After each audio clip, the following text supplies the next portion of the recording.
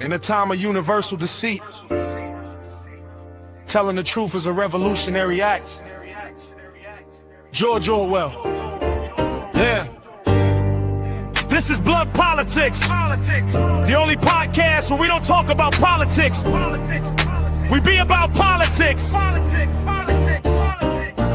And our mission statement is to empower, educate, and encourage everyone to speak out against fascism.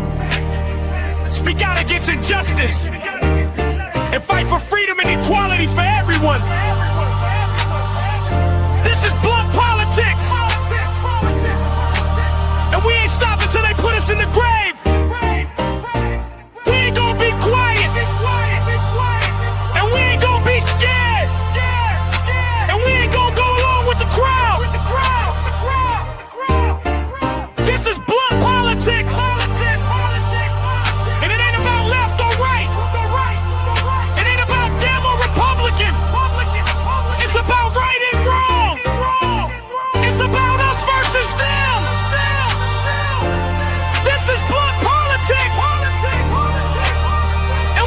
What do you say we give this a try? I don't know how long this is going to last, but I'm going to try to see if you can actually do a podcast and a live stream without a voice. We're going to attempt it, though. How's everybody doing? Welcome back to the show. I'm Boston Brian. This is Blunt Politics. Make sure you smash that. Like, maybe people will like this more. I don't know. Maybe I'll get more watchers, more viewers with a raspy voice.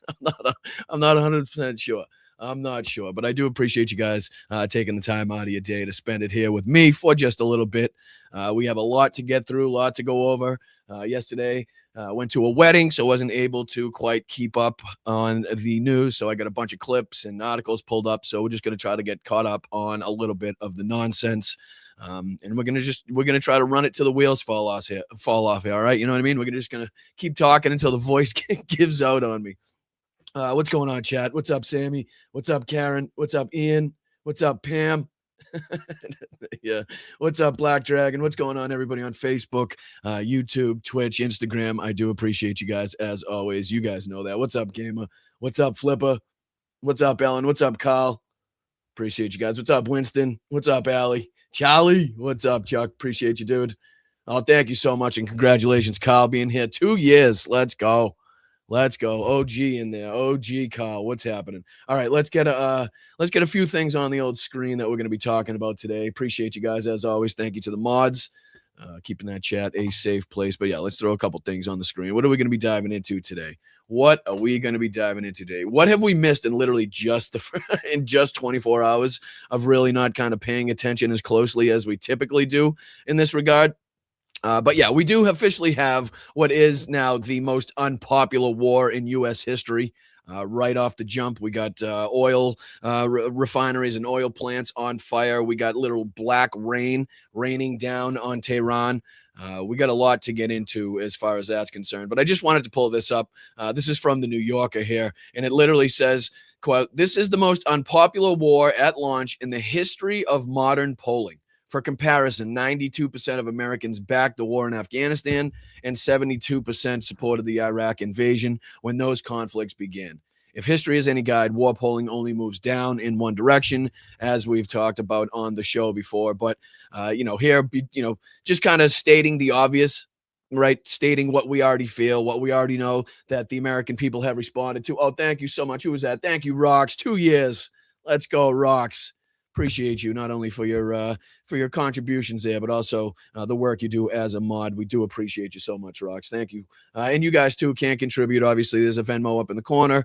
You can sign up for a YouTube membership under $3 for a month, or check out the Patreon at patreon.com/Boston Brian. I do appreciate that. You guys check that out. As again, I don't sell you anything. There's no ads that I run in the middle of the shows. I don't hide any of my content behind a paywall. You don't have to pay to see anything that I post on Substack or any of the other platforms. So, we try to do it the right way, and it's only with your help that we can continue. So please, if you're in the financial position to do so, and you do like the show, you like what you're hearing, you like what you're seeing, feel free to contribute in whatever way is easiest for you. So again, we are continuing to talk about what is a ridiculous, not only ridiculous, but ridiculously dangerous and destructive war that continues to grow by the day. It continues to spiral out of control. And even though we continue to talk about, the lack of Iranian missiles that continue to be launched and how the number of Iranian missile launches has gone down, it doesn't seem to be that they are any less effective in these targeted strikes, creating chaos, striking back at Israel, getting through the Iron Dome, striking different radar systems, apparently pretty much effectively blinding the troops in the area. As far as, again, being able to intercept these missiles, we've seen a breakdown, to say the least, in the Iron Dome. Israel's been getting hit pretty hard in retaliation. But this is another thing I wanted to talk about. This is New York Times that I saw. State Department bypassing Congress to send Israel more than 20,000 bombs. So these are, again, the same bombs that were deemed inhumane for Iraq because of the guaranteed civilian casualties that would go along with dropping these in a populated area. So we're talking about 1,000-pound bombs, and not just 1,000-pound bombs, but 12,000 1,000-pound bombs going over there. Again, that are going to be directly used in Iran's fucking populated areas. Again, the same type of weaponry that the world was outraged to see that the Israeli military was dropping in, obviously, the heavily and densely populated areas of Gaza. The same ones that, again, now the U.S. is sending over, bypassing Congress to allow Israel to be sending those over and for the U.S.'s use as well inside of these populated areas. So the State Department is declaring an emergency with the war in Iran. Again, a war that's not a war, that they love to call an operation, but when it's convenient for them, right, when it's somehow politically expedient for them, they have no problem calling it a war. Lindsey Graham the other day calling it a religious war. This has gone from just kind of a regime change and the threat to the United States. Now all of a sudden it's this like outright religious fucking zealot war in which we have to see through to the end. And we want to see the destruction of Israel. I mean, think how fucking crazy this is, right? It's a religious war in hopes that Israel gets blown off the map so that Jesus Christ can return. I mean, can we just understand and recognize the fucking insanity of that as well? Like the Glenn Becks, who's the asshole that's ambassador to Israel? The Mike Huckabees of the world, right? It's ridiculous to think. But this is talking about how they bypassed congressional approval to sell more than 20,000 bombs to Israel that are valued at nearly $660 million, according to two current U.S. officials and former officials. Israel is bombing Iran as part of the war that has started February 28th, as we know already, killing the Iranian leaders and decimating the country's ballistic missile program and nuclear sites. The State Department issued a statement Friday night that said Secretary of State Marco Rubio has determined that, quote, an emergency exists that requires the immediate sale, end quote, to Israel of 12,000 large bombs that are 1,000 pounds each. The Trump administration has not received authorization from Congress for the war in Iran. The other parts of the sale include 10,000 500-pound bombs and 5,000 smaller diameter bombs. These arms, along with the service and accessories that are part of the sale, are valued at more than $500 million. And again, this with the Trump regime's inability to rule out a ground invasion. We've seen military exercises canceled. Right. We've seen the 82nd Airborne kind of be put on alert, so to speak, with their training exercises being canceled. And we know how rapidly they're meant to deploy to different areas. I think there's like an 18 to 20 hour window in which they can get to pretty much anywhere in the world. So, again, looking at the third aircraft carrier task force that is now in the area, whether that's to replace one of the two that is currently in the area now, or if that's just to add on to the already growing number of U.S. troops in the area, remains to be seen. I haven't seen any updates on that from the regime yet. But, to talk about how this is likely to be a long-term thing, this just goes to show you another piece of evidence, another aspect in, which Marco Rubio, the Trump regime, continue to send not only more troops, more weaponry, more bombs into the area, but also the rhetoric continues to grow as far as where this is going to go. You know what I mean? But you don't send in 12,000 1,000-pound bombs to take out the leadership, right? That is to cause mass destruction. That is to cause destruction to civilians, civilian infrastructure. right? There's no other reason for that. You don't do precise strikes with 1,000-pound bombs that is meant to take out a specific person at a specific target, at a specific location. That's just not what those bombs are used for. So again, just goes to show you what the real intent behind this is, as far as the Trump regime is concerned. And again, to talk about how gross these fucking people are, and people like Fox News and obviously Donald Trump himself. This was put up by Bad Fox Graphics, who basically looks and calls out any of the lies and propaganda Fox puts up on their screens and calls it out. Well, this goes and shows us, in a shocking example of MAGA propaganda, Fox and Friends Weekend replaced the footage of Trump's attendance at Dover Air Force Base and the dignified transfer yesterday with a video clip of Trump attending a similar transfer in 2025, all because he wore a baseball cap. So Donald Trump wore a white baseball hat at the dignified fucking transfer at Dover Air Force Base. They recognized how fucking inappropriate and disrespectful that looked, and they took it upon themselves to interject to replace that footage of Donald Trump in a baseball hat, not removing the hat, right? Not recognizing what a fucking terrible look that is and how blatantly disrespectful it is. But then Fox News went on to recognize it, and they literally changed the footage. Check this out. All right. Meanwhile, turning now to your headlines: President Trump, First Lady Melania Trump, Vice President.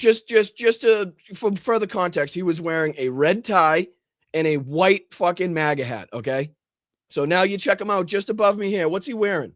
Not a red tie, no baseball hat, right? So clearly, but look at this. Look at the screen here on the left. They're clearly marking this as Dover, Delaware, Saturday, not December in 2025, like it actually is. But trying to, again, propagandize their viewers because they know how bad it looks, because they know that he fucking has no care, no dignity, no respect whatsoever for these fucking people, for these soldiers that risked and gave everything, basically used as political pawns and political weapons in Donald Trump's fucking political game that he's running here. And he doesn't have the fucking respect to recognize not to wear a hat, or if you do have a hat on, to take the fucking thing off, you prick. J.D. Vance and Secretary Lady Usha Vance attending a dignified transfer to honor the final homecoming of the 6 U.S. service members killed in Kuwait. That's not what that is. That's not what the fuck that is, okay? That's not what the Fox viewers are looking at right now. Dignified transfer of the 6 soldiers that were killed in Kuwait. It's not. So that's a fucking blatant and outright lie for a very specific reason, to cover up for the fucking president of the United States and the disrespect he continues to show U.S. servicemen and women that fucking, serve this country with honor. And it's fucking crazy that they do it so blatantly. I don't know if they go on to show the actual footage here. The solemn ritual returns the remains of troops killed in action.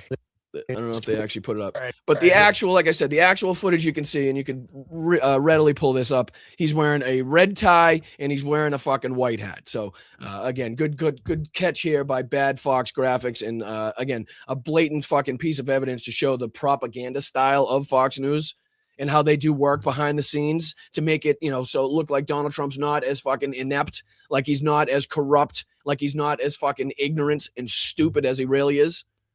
And it goes on, too, because this is something that I also, hold on, where was this that I wanted to talk about? Yeah, this one, too.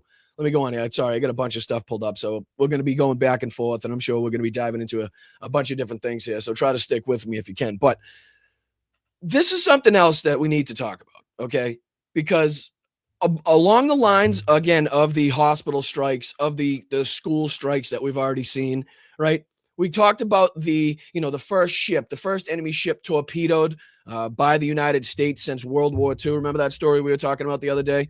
Well, turns out, upon further investigation into that, I think we have a clear and blatant war crime on our hands.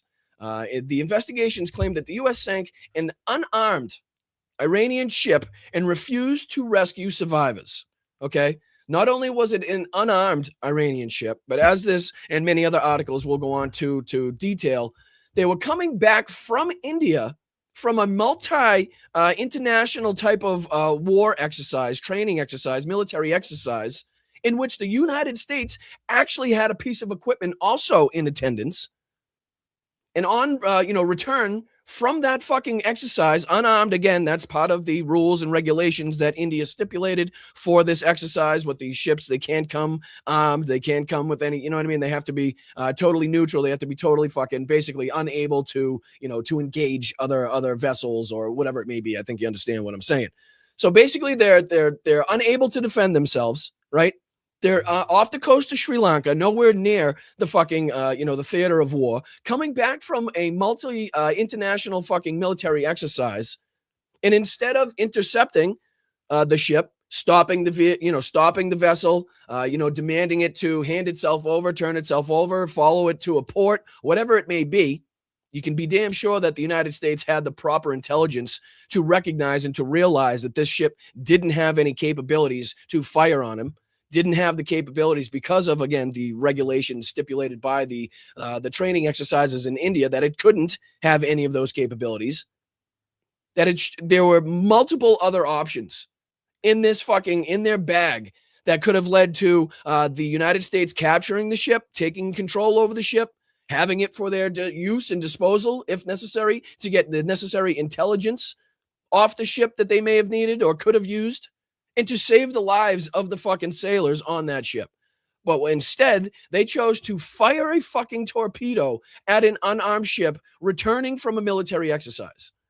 Okay? And I would just like to fucking remind you before we go on that we do have a clear example. I mean, me being a World War II guy, I like to kind of bring this back and showcase and detail kind of moments in history that are directly aligned to what we're seeing today. So I'm not sure if anybody is familiar with the Heinz Wilhelm Eck story.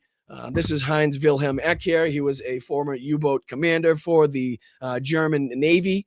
And in 1944, he actually struck the Greek steamer, the Peleus. And because of instructions that he was given, basically saying that, the Allies have very good capabilities of spotting wreckage from the air because of the amount of aircraft, he took it upon himself to not only not rescue the survivors of the Greek steamer, but he also went on to machine gun the wreckage and the people floating amongst the wreckage, right? So again, clear-cut situation here, which they strike a ship, and then don't, upon international law, the rules of war, the Geneva Conventions, the UN fucking charter, then help rescue those people, which, again, I believe was undertaken by the Sri Lankan Navy, if I'm not mistaken. We'll go back. It talks about that in that article. But yes, so let me make this a little bigger. That way you can see it. I know it's tiny on your screen. I'm sorry about that.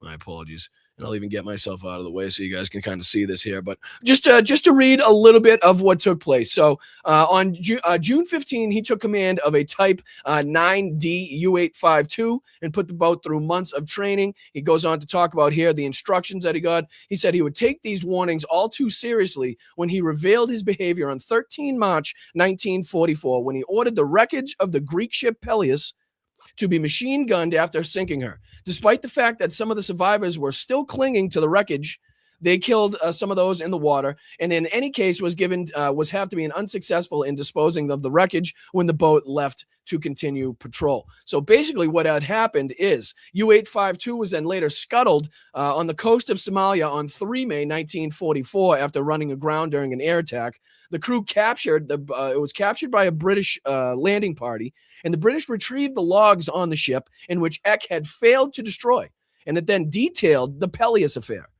So upon the British finding out of the Peleus affair and the machine gun down survivors, the fact that they didn't rescue the survivors, he went on to be not only tried, he went on to be found guilty, and then he was executed by firing squad.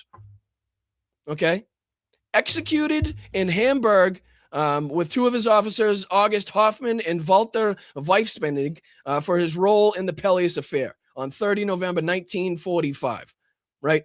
So I just want to kind of give a reminder to Pete Hegseth, a reminder to Donald Trump out there that, yes, we do, in fact, have a quite clear and pretty a one-to-one comparison that we could use and what the outcome of that was, what the actual punishment for that was. And again, it did not go well. It did not end well for Heinz Wilhelm Eck. I just want to let you know.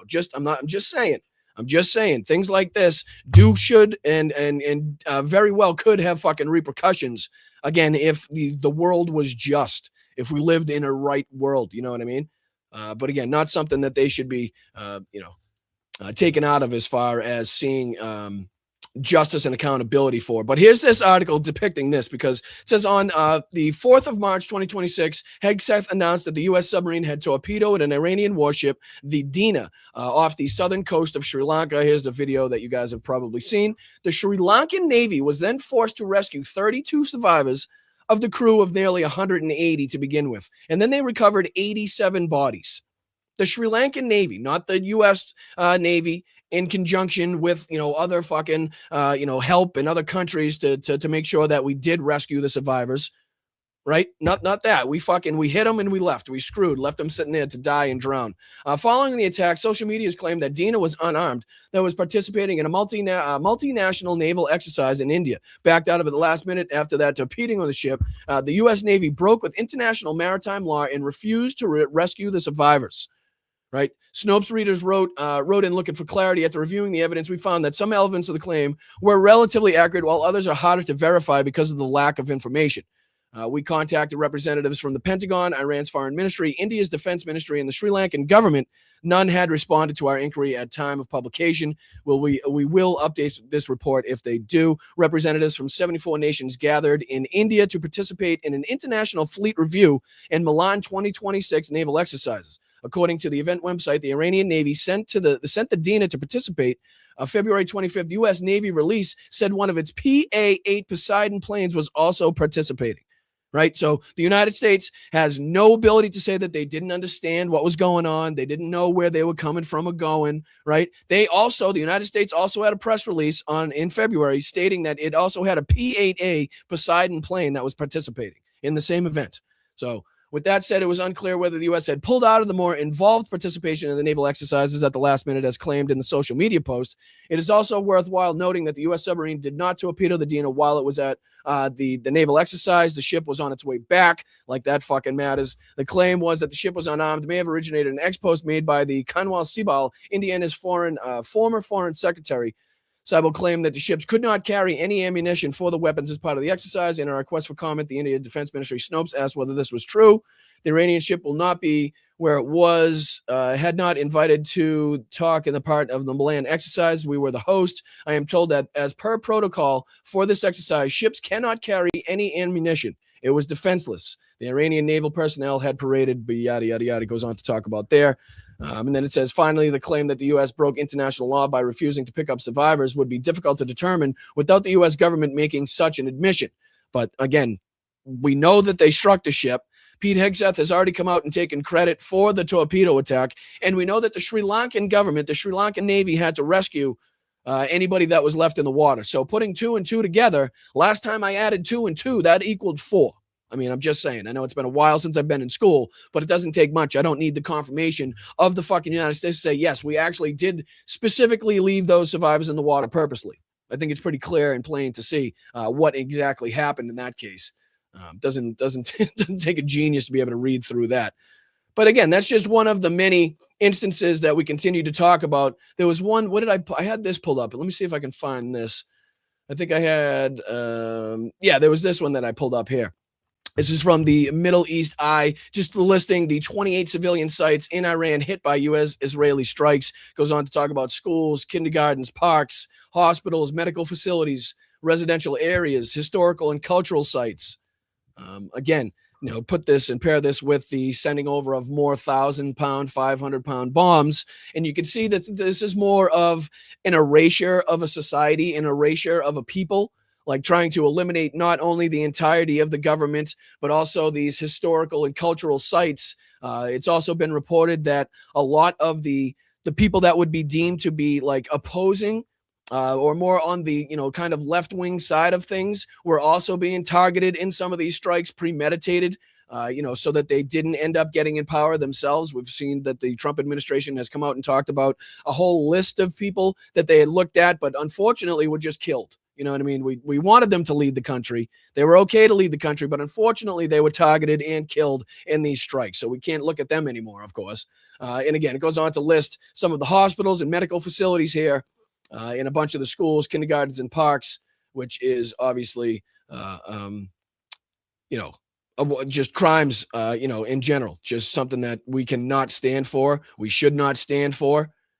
And it's something that we should absolutely be calling out, regardless of what side it takes place on, whether it's Iran striking parks and, residential areas inside of Israel and other surrounding areas, or if it's Israel and the United States, attacking civilian populations anywhere else.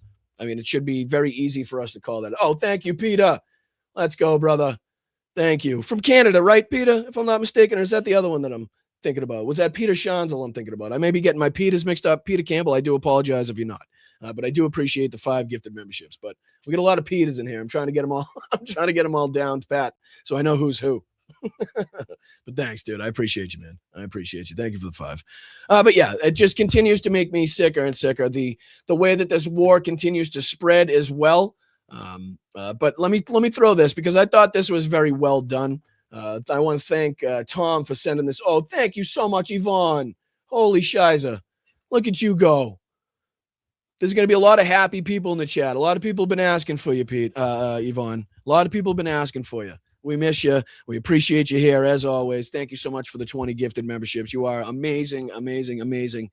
Thank you so much. And then thank you, too, to Independent. I see you in there, Independent. Couldn't slide that one by me. Thank you, Slava Ukraine. Heroyam Slava, right back to you, Independent. Thank you so much for 22 months of loyalty, friendship, contributions, viewership. I love it. Appreciate you guys so much. And I just want to thank again Tom for sending this over to me. I think this was brilliant. I think it's very well done. I just want to dive into this. It's a little bit of humor mixed with facts and reality. Obviously the dry British humor coming through on this, as you guys know, I like. Typically 90% of the shit I watch has a British accent behind it. I don't know. I'm weird like that. But all right, let's check this out. This is Jonathan Pye in talking about the war in Iran. This is about 4 minutes, but it's very well done. So let's dive into this. Let's take a look at how the conflict in Iran is developing. Right, enough about Iran. What about the Epstein files? Yeah, because look, right, Hillary Clinton, she testified that Bill Clinton, he testified that Donald Trump, he bombed Iran. Oh, I see. I'm getting it now.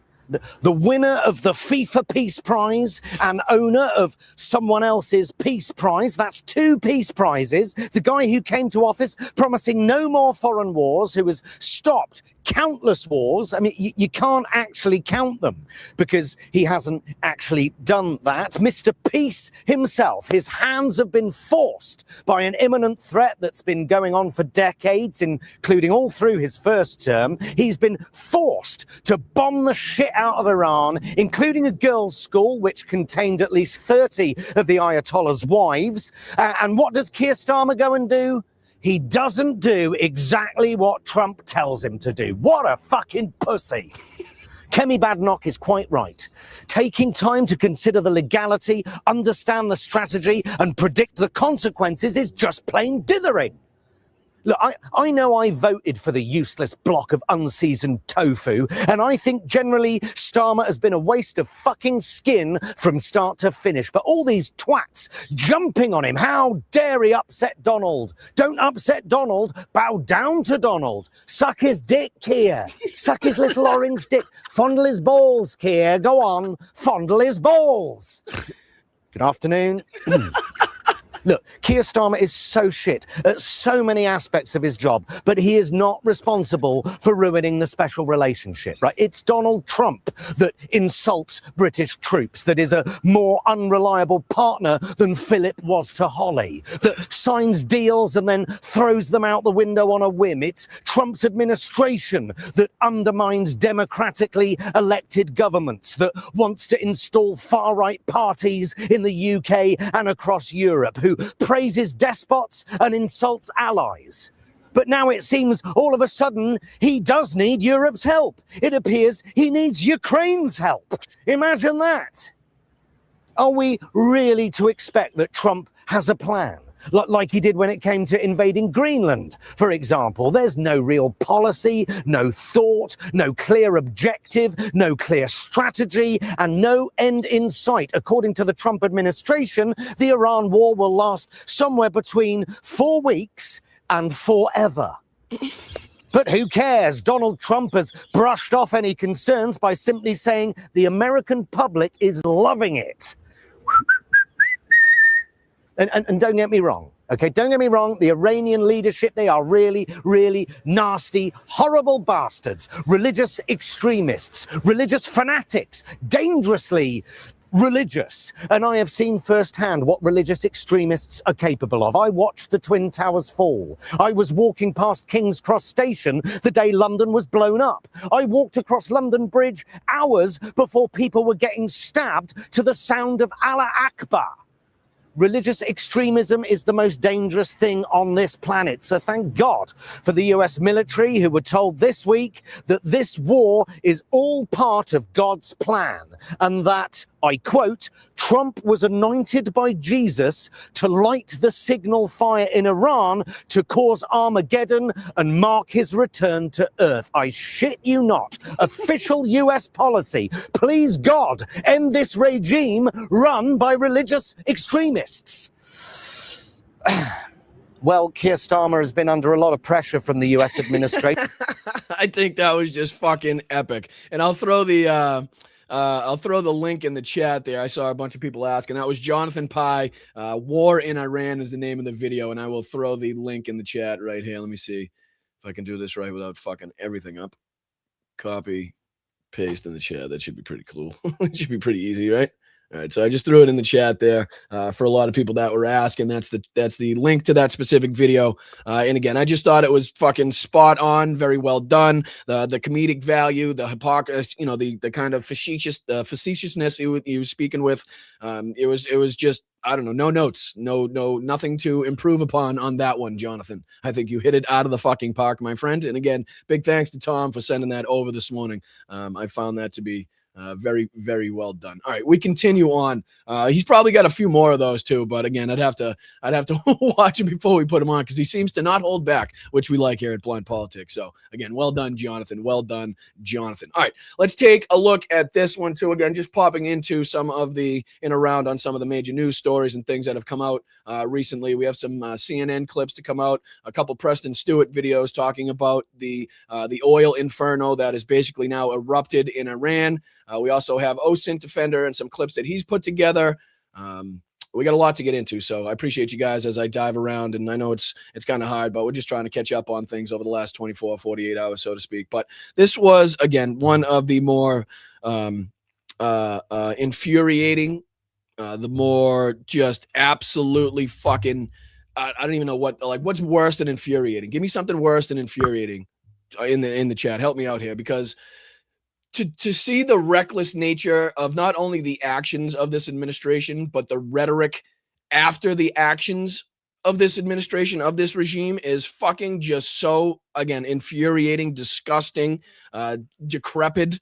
I mean, Pete Hegseth here, and his face kind of says it all. And not only his face, but what he says as well. Like, he's trying to just shut Donald Trump up here and just say, okay, we're investigating it. Shut the fuck up. But Donald Trump just doesn't know how to shut the fuck up. Okay. He just doesn't know how to not be a disgusting pig. He doesn't know how to not be a war criminal at this point in time. And this is him on Air Force One, basically blatantly lying to the world in this regard, and blaming the school bombing that we know that killed 175 people on Iran, with absolutely zero evidence to suggest, and absolutely all the evidence that I've seen reported suggesting that it was part of the U.S.-Israeli bombing campaign on Iran, because it was absolutely their sector, the proximity to what should have been, what we determined what would have been the target there. But again, this is Trump just fucking, I don't know. I don't even know.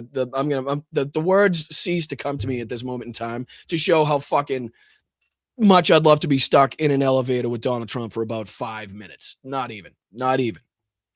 Mr. President, did the United States bomb a girls' elementary school in southern Iran on the first day of the war and kill 175 people? In my opinion, based on what I've seen, that was done by Iran.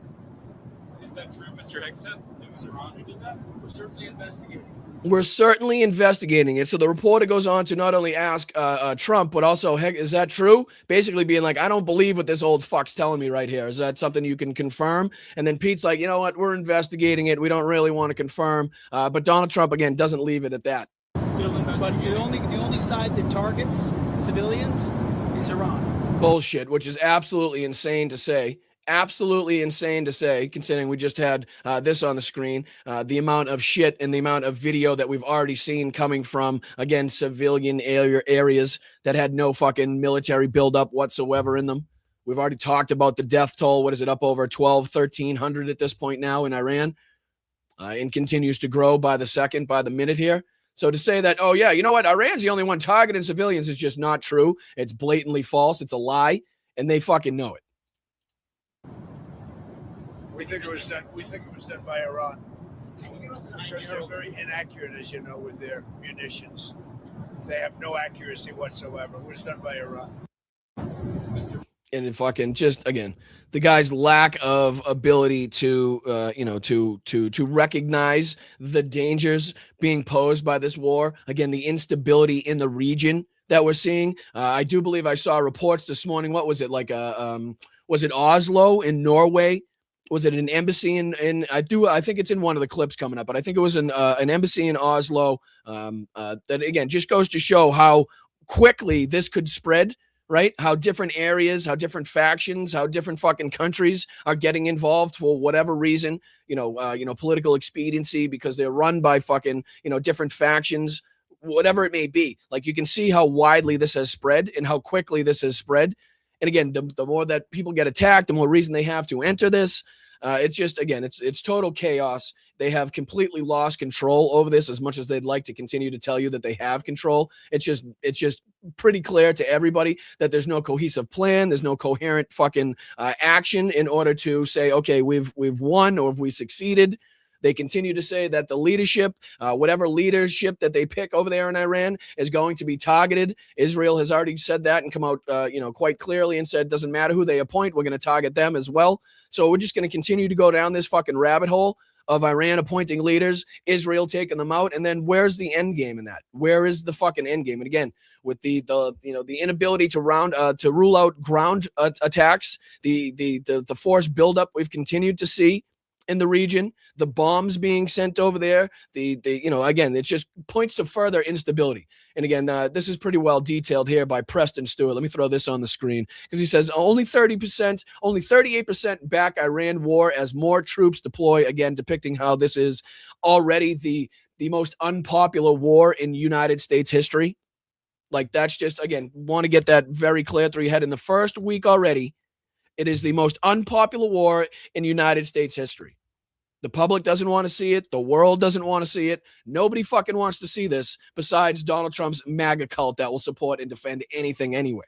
Nobody wants to see this. So again, let's just dive into a little bit of this video. There's another video he did after this, again, talking about the Iran oil inferno. That's something we absolutely need to be diving into and talking about. The toxic rain now raining down on different areas in Iran.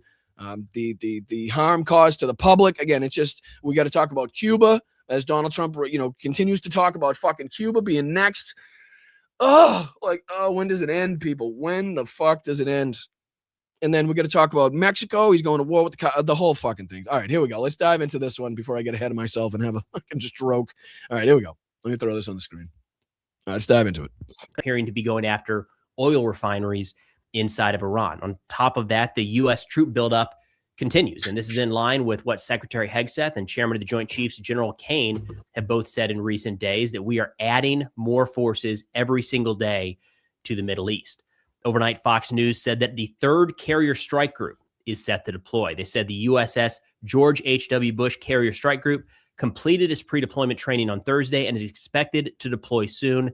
likely to the Eastern Mediterranean. And again, I know a lot of people already know this in the chat, but when we're talking about the United States sending a carrier task force, like we're not just talking about the aircraft carrier, right? I mean, there is a whole wide-ranging number of ships that the task force consists of that aircraft carriers travel with, defense ships, resupply ships. I mean, the whole 9 yards, submarines. I mean, I think there's, let me see here, just to kind of show you, I'll do U.S. Air Force Aircraft Carrier Task Force. Let me just show if there's there's probably a graphic that I could show you just to kind of detail what goes in, what kind of goes with this. Let me see if there's any images. Yeah, here we go. It's just something like this. You know what I mean? Throw this on the screen.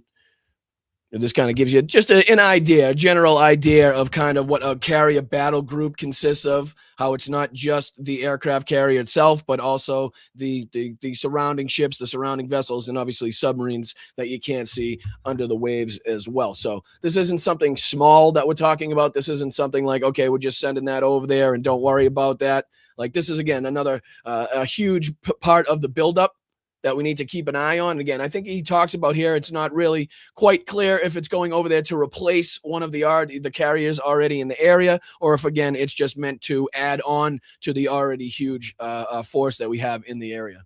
They note that it joins the USS Gerald R. Ford as well as the USS Abraham Lincoln carrier strike groups. It's possible the Bush is replacing the Ford that is now overextended on their deployment.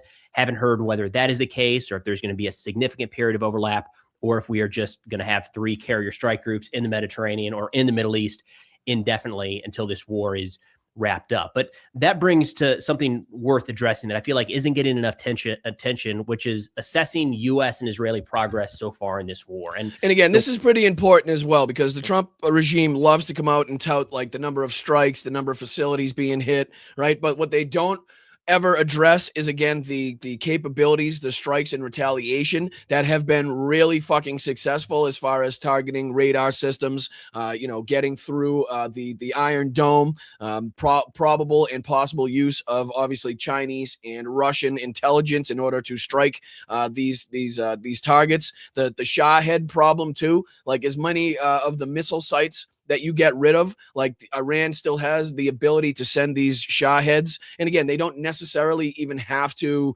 have huge impact, or they don't need to send up 1 billion of them a day, like in the Strait of Hormuz, for example. And I think he goes on to kind of reference similar aspects of this, but they don't necessarily even have to strike a ship or send in, a ton of these things every single day and expend a lot of them. They can just, every so often decide to lob one in the area, and that will create enough instability for these, these containers and these shipping, boats and ships and stuff to not go and not utilize the Strait of Hormuz, which obviously has a huge impact on the broader economy, on the oil prices on the world stage, which you and I are now paying for at the pump, right?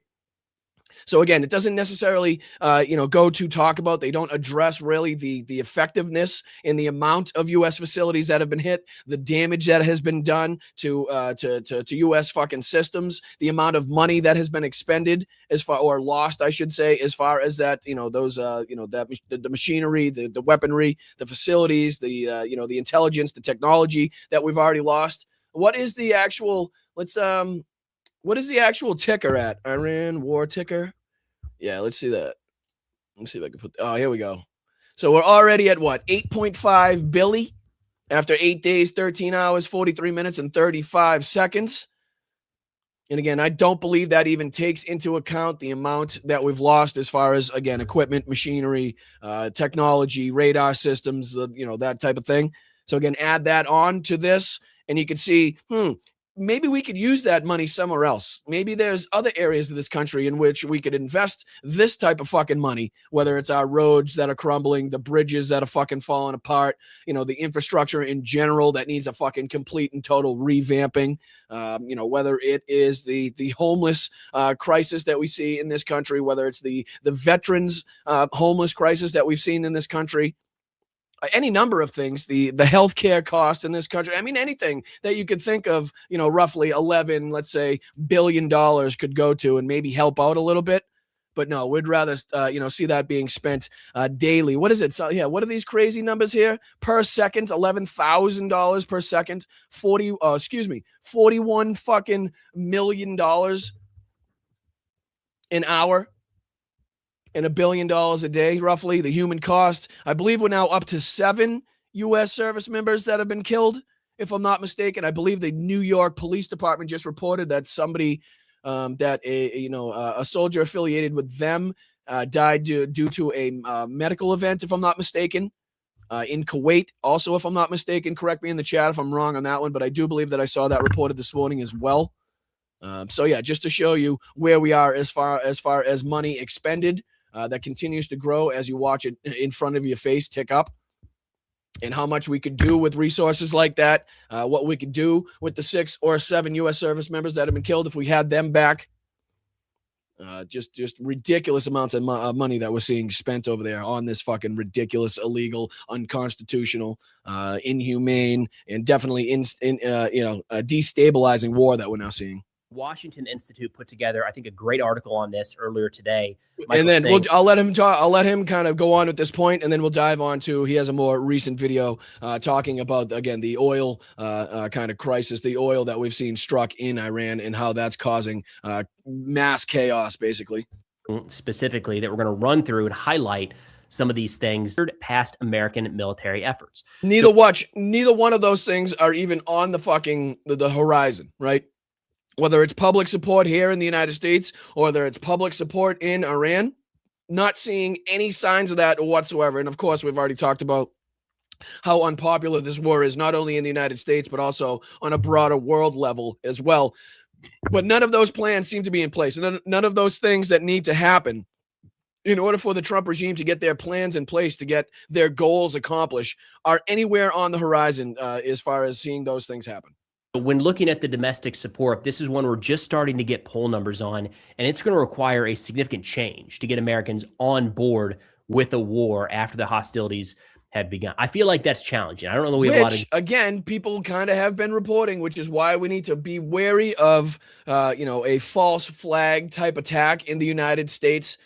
I wouldn't put it past the Trump regime to initiate something like that. I wouldn't put it past Stephen Miller to initiate something like that. I know we've seen, different kind of flare-ups already, but I wouldn't put it past them to kind of plan a broader attack in order to gain some sort of favor, in order to gain some sort of public sentiment, a reason for people to get behind in order to, to allow this to continue, that type of thing. I know I'm putting the tinfoil hat on a little bit there, but again, would you put it past the Trump regime to do that? Is that something that you're ready right now to say, no, that's absolutely something that they wouldn't do? Because I'm not. I know that for sure. Examples where that's actually worked out. This is coming from a Substack titled Strength in Numbers. I'll have this linked in the description below, where they say, according to a simple average of new high-quality surveys, 38% of Americans approve and 49% disapprove of U.S. military action in Iran. When ignoring don't know respondents, 56% disapprove. They say the big takeaway from these numbers. Thank you, Colleen. Thank you so much for that. I appreciate that. That continue to allow the madness to go on and not do anything must be removed. Absolutely, Colleen. Absolutely. I'm right there with you, as you know. Thank you so much. And thank you so much, Slacks, too. Appreciate you, brother. I saw you in there. I saw you throw that in there, you Slacks. Appreciate you, my man. Perhaps they could really send that money to the American people like Trump promised. Again, another one of his promises that fell through the cracks, that the cult that doesn't seem to care about that they were lied to directly to their face. Great point there, Slacks. Appreciate you. And thank you again, Colleen, as well. Is that the new war in Iran is very unpopular. Not merely negative numbers, so what unpopular, but worst ever support for war when it started unpopular. They say 38% is lower than the support for the war in Iraq in 2014. I feel like most people didn't know the war in Iraq was still going on in 2014. But at this point, they're saying more Americans supported troops on the ground in Iraq at that point than support operations in Iran today, 1 week in to operation. Again, he's not talking about the beginning of the Iraq. He's talking about years and years into the war in Iraq, right? We're talking about still had more support at that time. After all of the money spent, after all of the fucking civilians that were killed, after all of the U.S. soldiers that were wounded or killed, still had more support in that fucking action than this fucking war does right now in the first week. Fury. They say no president in modern polling history has ever launched a major military operation with the public already against him. After the September 11th attacks, a November poll found 90% of Americans approved of military action in Afghanistan, with just 5% opposed. The Gulf War in 1991 hit 79 to 80% approval. Gallup measured 76 support for the invasion of Iraq in 2003, adding that Pew had it at 71%. They said even more recent operations still drew majority backing. Trump's own Syria strikes in April 2017 polled at 50% approve, 41% disapprove, and Obama's Libya intervention in 2011 came in at 47 approve to 37% disapprove. This is an uphill battle. There's no two ways about it. The fighting has now begun. U.S. casualties have already occurred. We're getting more news each day of the damage to U.S. bases across the region. And of course, we're seeing a shift in strategy right now, and more on this in a second, where Iran is just trying to survive, and that's going to be inflicting economic pain on the United States. So, which again, it has been clearly able to do and is still able to do. Again, they love to talk about the dramatic reduction in missile launches without addressing, again, the effectiveness of what we are still seeing as far as retaliatory strikes on the United States bases and surrounding areas. The Trump administration right now has to increase support for the war at the same time that we are likely to be feeling the impacts of that war day to day. I mean, gas prices is just a great example here, right? Now, continuing on with the Washington Institute, they say it's unclear how either the United States or Israel measures progress towards these objectives, or how to independently measure that progress at this stage. And what we've seen so far from U.S. Central Command and from the IDF is kind of measuring the number of strikes. So CENTCOM put out their assessment just yesterday, saying they've hit over 3,000 targets. Right. So this is what I referenced. So they love to talk about the amount of targets that they've hit, the amount of, the leadership that they've taken out so far, the ships that they've taken out, that type of stuff. But again, without recognizing the effectiveness in retaliation that the strikes are having from Iran still, and have had on our bases, on our fucking, again, radar systems, the effectiveness against the Iron Dome, which is supposed to be, completely sealed off and impenetrable, right? That seems to be like there's some serious cracks forming as far as the ability of that to do what it says it does on the tin. So, just as far as the kind of propaganda being used, it goes on to talk about, they better be careful, because Iran doesn't necessarily need to, like I talked about, strike all of these different places with the missiles in order to have the effect on, again, the oil prices around the globe, which again will lead to not only further instability, but further pressure on the Trump regime to end this, which it doesn't bode well for him raising his approval level, raising the approval level for the war already, because we know historically that the fucking approval rating, the sentiment of the public only drops, again, when the death toll rises, the cost of war continues to go up, the effects, the secondary effects and impacts start happening, like we've already seen here in the United States, the retaliation against the U.S. bases and stuff. Like when those continue on, like the sentiment and the feeling that people have of wanting this to see it go on just continues to drop off, per day, basically, as the war continues. And they've damaged or destroyed 43 Iranian warships. The IDF put one out just earlier today saying they've hit 750 targets, 300 missile launchers dismantled, and 40 senior Iranian officials eliminated. Now, look, the reduction in missile launches that we were hearing quoted from Admiral Cooper and the commander of U.S. Central Command and General Kane, the chairman of the Joint Chiefs, that is significant. But it's not the full story, because that tells us kind of a reduction in their capabilities for their missiles.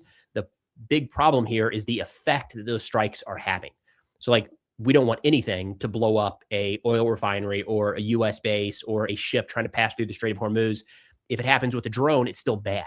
So while we are seeing a reduction in missile launchers, that shows that U.S. servicemen and women dying from a Shahed drone is just as bad as them dying from a ballistic missile, right? The effectiveness of the Iranian shooting, Shahed drones into the Strait of Hormuz is the same effect it's going to have if they were to shoot ballistic missiles into the Strait of Hormuz. So again, it doesn't quite give you the full picture, talking about the strikes on the ballistic missile sites and the capabilities and how the reduction of ballistic missile launches that we've seen from Iran doesn't give you the full picture, and that's purposefully done. Strikes against the mobile launchers and missile locations have been effective. We have to get to the point where Iran is not able to impact or affect anything with those launches across the region. They say, according to the U.S. Defense Department, numerous Islamic Republic of Iran Navy ships have been eliminated, but this leaves out the IRGC's fleet of fast boats. autonomous naval systems, and midget submarines. U.S. officials have also asserted that Iran's missile threat is declining, but they have not clarified how many missiles or what types Iran still possesses. Iran's All right, so you can clearly see that they're using the propaganda of the war to their benefit to try to make it seem like they've been more effective, that they've had more of an impact than they've actually had in this regard. And then to show here, this is something that we need to talk about as well, because this is another Preston Stewart video where he talks about the oil inferno now seen, the apocalyptic scenes in facilities that burn now in Iran. And I want to make sure that we're covering this appropriately as well. So let's see if we can dive into just a couple minutes of this. Appreciate you guys. Iran is burning. Overnight, the United States and Israel struck Iranian oil infrastructure, igniting massive fires throughout Tehran. It was so bad that there are reports today of black rain as soot and oil fall back to earth. And meanwhile, desalination plants are now being targeted and possibly destroyed throughout the Middle East, which sounds boring, but that's where millions get their drinking water from. And if you think bombs can kill a lot of people, wait until there's a shortage of fresh water. And again, what does it say if we're attacking desalination plants, right? Does that say that we're attacking military targets, or does that mean that we're just trying to cause destruction on a broader level, on a much broader scale? Because like you said, in the Middle East, something that you typically don't want to see run out is the fucking drinking water, right? Might be a bad thing, just saying, in the Middle East, that the people can't get water to drink. Like you just heard him say, if you think bombs are going to kill a lot of people, wait till you see what happens when there's no fucking clean water to drink for these people. Now, overnight, U.S. and Israeli forces expanded after Iranian oil infrastructure in the past, certainly during the 12-day war. And I believe there have been a couple one-off strikes over the course of the last week. But last night, it was very clearly a focus. In fact, Iranian state media reported hits on at least 5 different locations, 4 oil storage depots, and a petroleum products transfer center. The United States, from what I've seen, has not commented on these strikes yet. The IDF verified this took place, saying the Iranian military forces make direct and frequent use of these fuel tanks to operate military infrastructure. Through them, the Iranian regime distributes fuel to various consumers, including military entities in Iran. So, of course, from a purely military perspective, that is one way you can go after opposing forces, is shut off their access to fuel. It limits what they're able to do on the battlefield. So there is a military perspective to this. There are some additional short-term impacts, as you can imagine. Look Outside at that, though. I mean, that's just fucking crazy. And again, there's the CNN clip that I have coming up, I believe, that talks about and depicts a little bit more of the secondary effects and impacts. Again, the black rain that was falling from the sky, and again, what that means for the public. It's just it's a shame to see that again. The United States is the one directly responsible, obviously in conjunction with Israel, for the kickoff of the wider instability of this region and shit that we hadn't seen in quite some time. And again, nothing like this was taking place. Again, we know we can all talk about the problems in the region, the problems with the region for quite some time, the threats posed to the greater world as far as that region is concerned. But again, we weren't looking at anything like this until our government, in conjunction with another criminal government in Israel, decided to kick this illegal war off. Right? Like, can we all stipulate that? Can we all just recognize that we're far worse off now than we were just a week ago? 7, 8, 9 days ago, even? The military as well. So we've already seen widespread fuel shortages and blackouts throughout Iran for some time now. Of course, this is likely to increase those for the very near term, if not spread out over a longer period of time.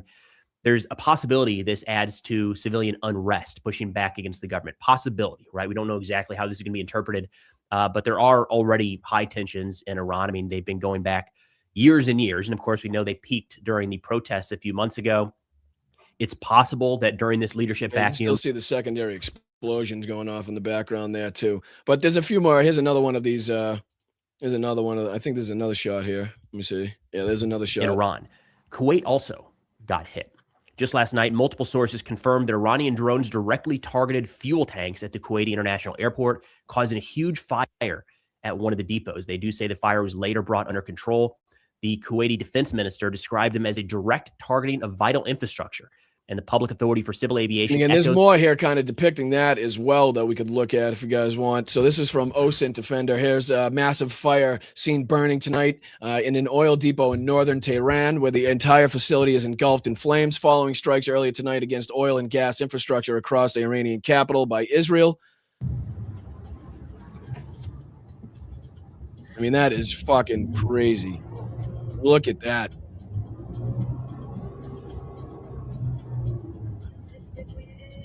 Jesus Christ.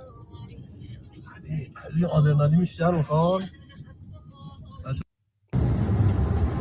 mean, that is just some fucking wild scenes coming out of Tehran on that one. Here's what I was talking about earlier. I knew I saw this somewhere. Reports of a possible attack on the U.S. Embassy in Oslo, Norway.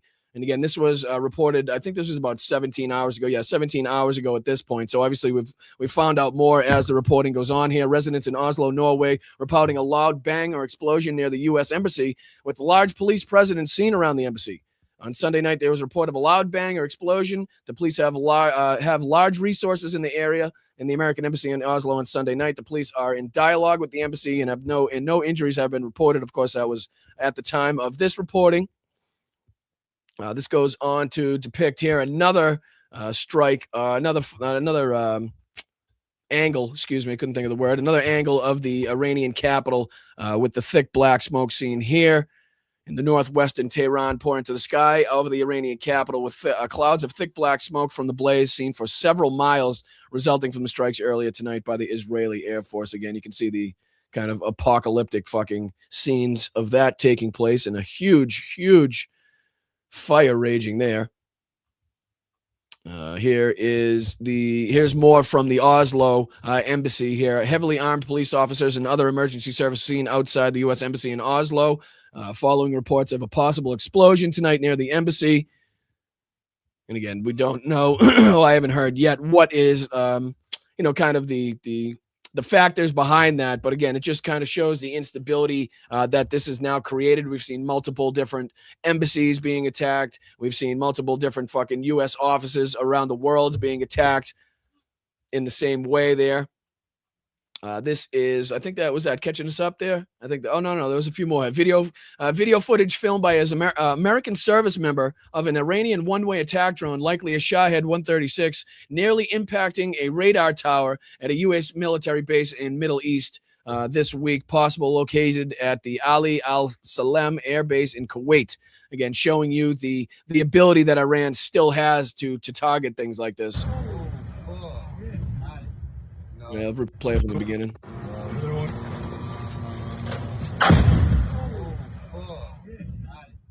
No, they missed it again. They hit the base of it. They knocked the lights out on that motherfucker. They took the power out. Still standing? Yeah. That thing's fucking. So it sounds to me by like what they're saying, that wasn't the first time that radar installation was struck there. They were kind of referencing and talking about how strong it was and how that they missed it again. I think you could hear one of them say in the background. So it sounds like it wasn't the first shot that they took at that. So clearly being targeted specifically. Here's another report here. According to the Saudi Ministry of Defense, Iran targeted the diplomatic quarter in the capital city of Riyadh, and the drone was shot down with no damage to infrastructure or human injury. This is burning oil in flames pour onto the streets, setting fire to homes and other buildings across the Iranian capital of Tehran following the strikes on a number of oil depots across northern Israel. These are just fucking, again, more apocalyptic scenes coming from the capital here. Let me see. I'll play this from the beginning, put this on the screen. Just kind of a river of oil. بنزینا رو ریختن تو جوبا همینجوری آتیش گرفته مغازه و خونه های مردم. وای وای.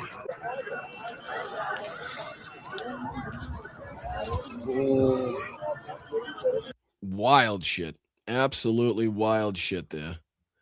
This is more from Oslo. Police in Oslo, Norway have confirmed that the U.S. Embassy was targeted earlier tonight by an explosive device, with the device detonating around 1 a.m. outside the consular entrance to the embassy, resulting in minor injuries and damage, according to a statement provided by NRK by Oslo Police Chief Michael Delmer. So again, just further reporting as it was coming in at the time here. We're just kind of creeping up the timeline here. The Social Security building in Kuwait City appears to be almost entirely engulfed in flames following a strike earlier by a one-way attack drone launched from Iran. Check that out.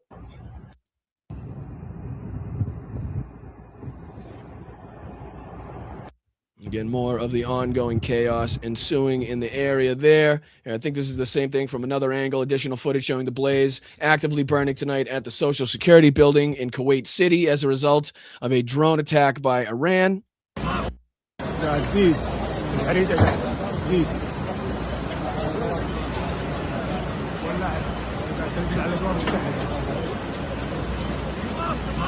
Just terrible. You can only imagine the chaos inside of the building and people if they were caught inside there.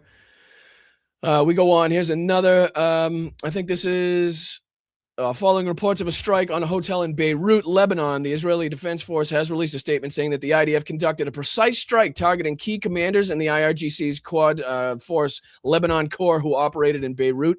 The statement went on to detail that the role of the Lebanon Corps was to play a liaison between the key principal decision makers of the Lebanese Hezbollah and the Iranian Revolutionary Guard Corps. Let's see here what this is. Looks like that's the secondary impacts, kind of where the lights are out, I'm assuming. This kind of looks like maybe a evidence of the strike there. I'm not 100% sure. It's just a really quick video, so it's kind of hard to tell on that one. We go on here where it says video footage filmed by an American. Oh, that's the one that we just saw. Here's the one that I was talking about. This is the situation I was talking about earlier because the New York City Police Department has announced the death of Officer Sorfly Davies, a major in the U.S. Army's 42nd Infantry Division under the New York National Guard, who the NYPD reports passed away Friday as a result of a medical episode while deployed to Kuwait in support of Operation Epstein Fury. So again, another casualty to report here from a U.S. service member, Sorfly Davies of the 42nd Infantry Division under the New York National Guard. So again, we see more tolls being taken here. We go on.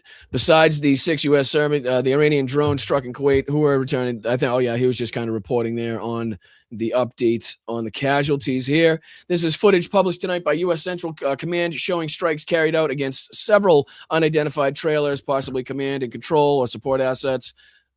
More probably propaganda being formed, but sure, it's only a matter of time before they put that into a White House propaganda piece with like Call of Duty or some fucking video footage. This is while speaking to reporters, President Trump once again asked and spoke about the possibility of boots on the ground in Iran. Reporter, what are the circumstances you'd send troops send in ground troops? Excuse me. Are you thinking more about that? Let's see if we can get this clip here. Thinking about the oil facility. Yeah, let me see it. Start from the beginning. Play. What are the circumstances where you'd send in ground troops? How are you thinking about that? I don't even want to talk about it now. I mean, that's. I don't think it's an appropriate question. I'm not going to answer it. Could there be? Possibly, for very good reason. Have to be very good reason. Could there be? Possibly, for very good reason, he says. And I would say if we ever did that, they would be so decimated that they wouldn't be able to fight at the ground level. Are you thinking about the oil facility there? There's an oil facility kind of on the coast of Iran that could be secured by ground troops. There's been some speculation that could be a target. I don't know what the speculation is, but I certainly wouldn't be able to tell you that. I'd be in trouble with myself if I told you that. I'd be in trouble with myself if I told you that. Spoken by a true third grader right there. I'd be in trouble with myself. I can't tell you that. I'd be in trouble with myself. This is 13 hours ago by OSINT Defender. Sirens sounding now in Bahrain. Followed by fires continue to burn into the morning at the Shahran oil depot in northern Tehran, following overnight strikes by Israel. Again, as we just kind of continue to climb closer to the current timeline here, this is just stuff being reported on over the last few hours, last night into today. We continue on here where he talks about the UAE is now denying that it carried out strikes against Iran. The chairman of the UAE's National Defense Committee stating regarding reports of strikes against a desalination plant in Iran by the Emirati Air Force, the UAE will never place the Iranian people in the same basket as the Iranian regime. The Iranian people are the real victims of that regime and the ones who suffer the most from its policies. As neighbors, we recognize this reality. We care about their well-being. See here. This is evidence. Multiple ballistic missile and debris impacts being reported across central Israel following the latest barrage of missiles launched by Iran. Again, continuing to show their not only capability but effectiveness as well. Take a look at this. הם טוענים שכן אפשר לראות פה את ה...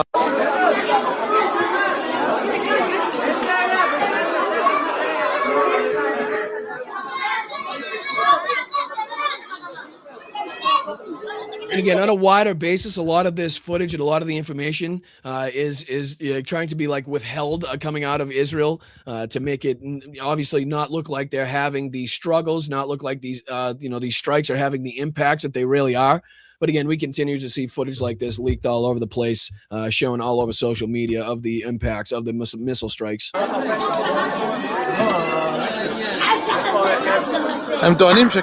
Showing a clear, I don't know whether it's a blackout, clear instability, definitely in the Iron Dome. Again, whether it's because of the targeted Iranian strikes on the different radar installations. We saw the Fifth Fleet. We saw a bunch of installations get attacked. Who knows if that had the impact that a lot of people have been speculating as far as kind of making the United States and Israel kind of fly blind, so to speak, as far as the interception of incoming missiles, and at least definitely knocking down their capabilities, the percentage of which the missiles they're able to intercept, to a big extent. Again, as we continue to say, hey, we've knocked out this many missile systems, this many launchers, their capabilities here, there, and there. We've launched, we've attacked this many sites and shit. Well, we continue to see that they do still have the ability to strike back.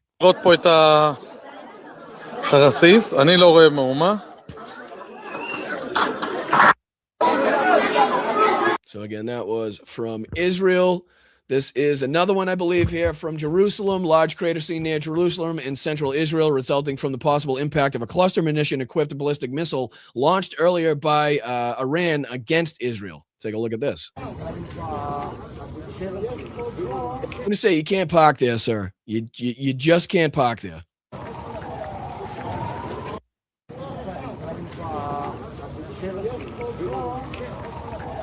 Again, there's that footage there, that video evidence.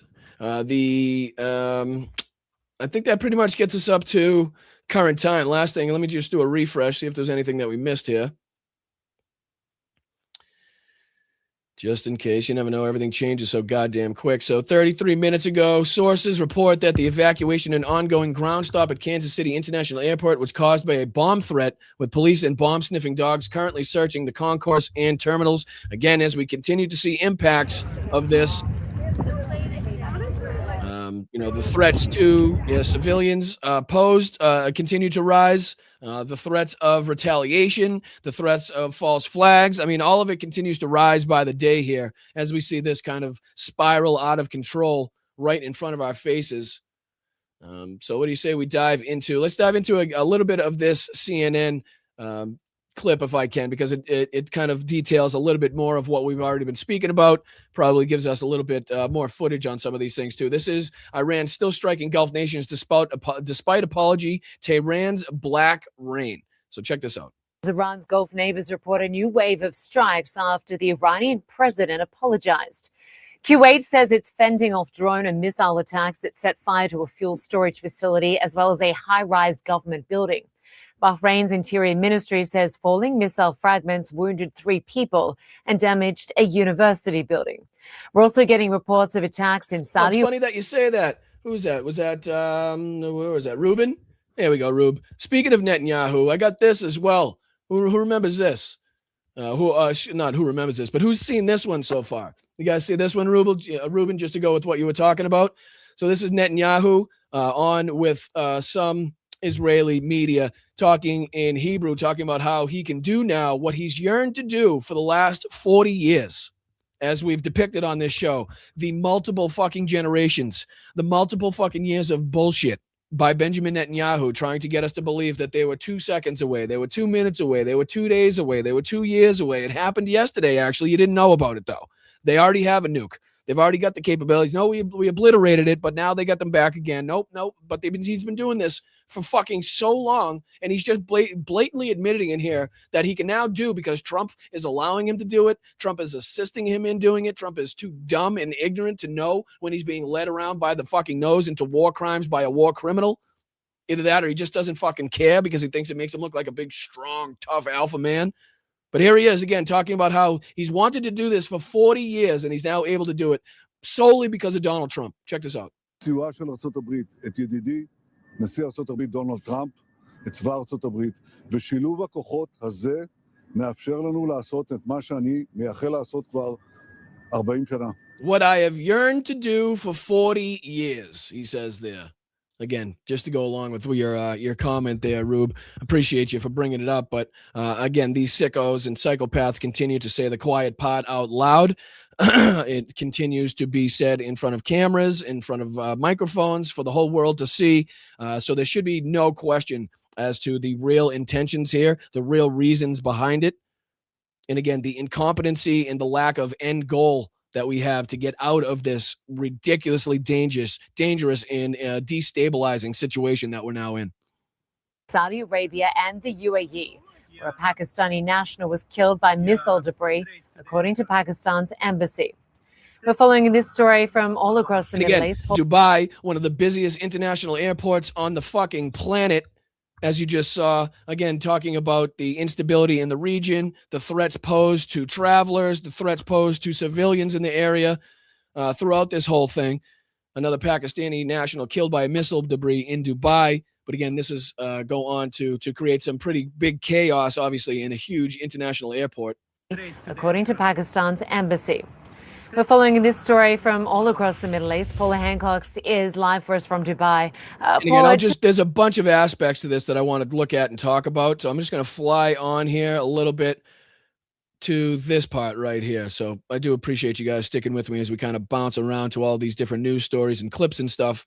But again, there's a lot to try to catch up on. There's a lot to go through. There's a lot to know about. So I appreciate you guys, sticking with me as we dive through all of these different articles and clips and stuff like that. So please hit that like button. It really helps and tells people that you guys are active and engaged in watching this show. Helps the old algorithm get that rhythm out there of people coming on over to Blunt Politics. So if you can share it out, if you can subscribe to the channel, we're trying to get to 20,000. I don't think it's a big ask. I think you guys get some pretty good bang for your buck here as far as, the content is concerned. If I do say so myself, give me a moment to pat myself on the back here. But all right, let's go on. Areas. This is what Tehran is waking up to this morning. The sky above the city is Look at this. Covered in very thick black clouds. You can see that everywhere. That's the west of the city over there. And this is the north of the city. Normally, if you look to that direction, you could actually see the Alborz Mountains, but now all of that is also covered in clouds. That comes after major airstrikes in the south and the west of the city happened last night, where oil installations were hit, oil storage facilities. Apparently also a refinery might have been hit. Oh, let's go, Twitch. Thank you, Alyosha. Appreciate you guys over there on Twitch.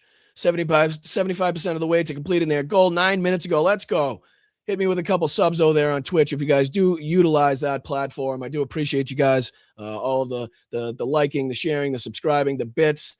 Thank you so much, Colleen, too. Sorry, I didn't see that go by in the chat, but make sure you guys stick around to the end. I make sure to highlight and congratulate and thank everybody that did send in the super chat. But that's amazing, Colleen. Thank you so much. I'll be sure to read that out, okay? Appreciate you.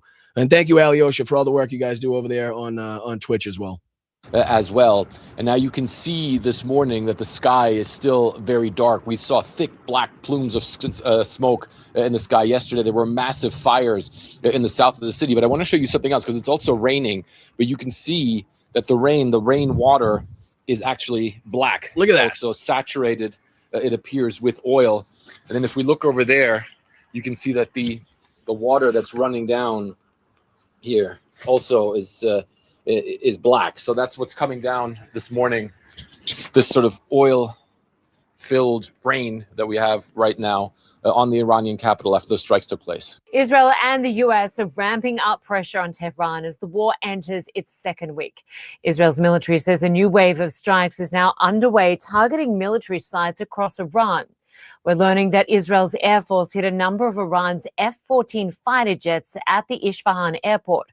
A source telling CNN that Israel is also hitting energy resources in the country. Video shows a massive fire burning near a fuel storage facility in Tehran. We've also seen flames and smoke rising from an oil refinery in the capital. Yeah, here it is right here.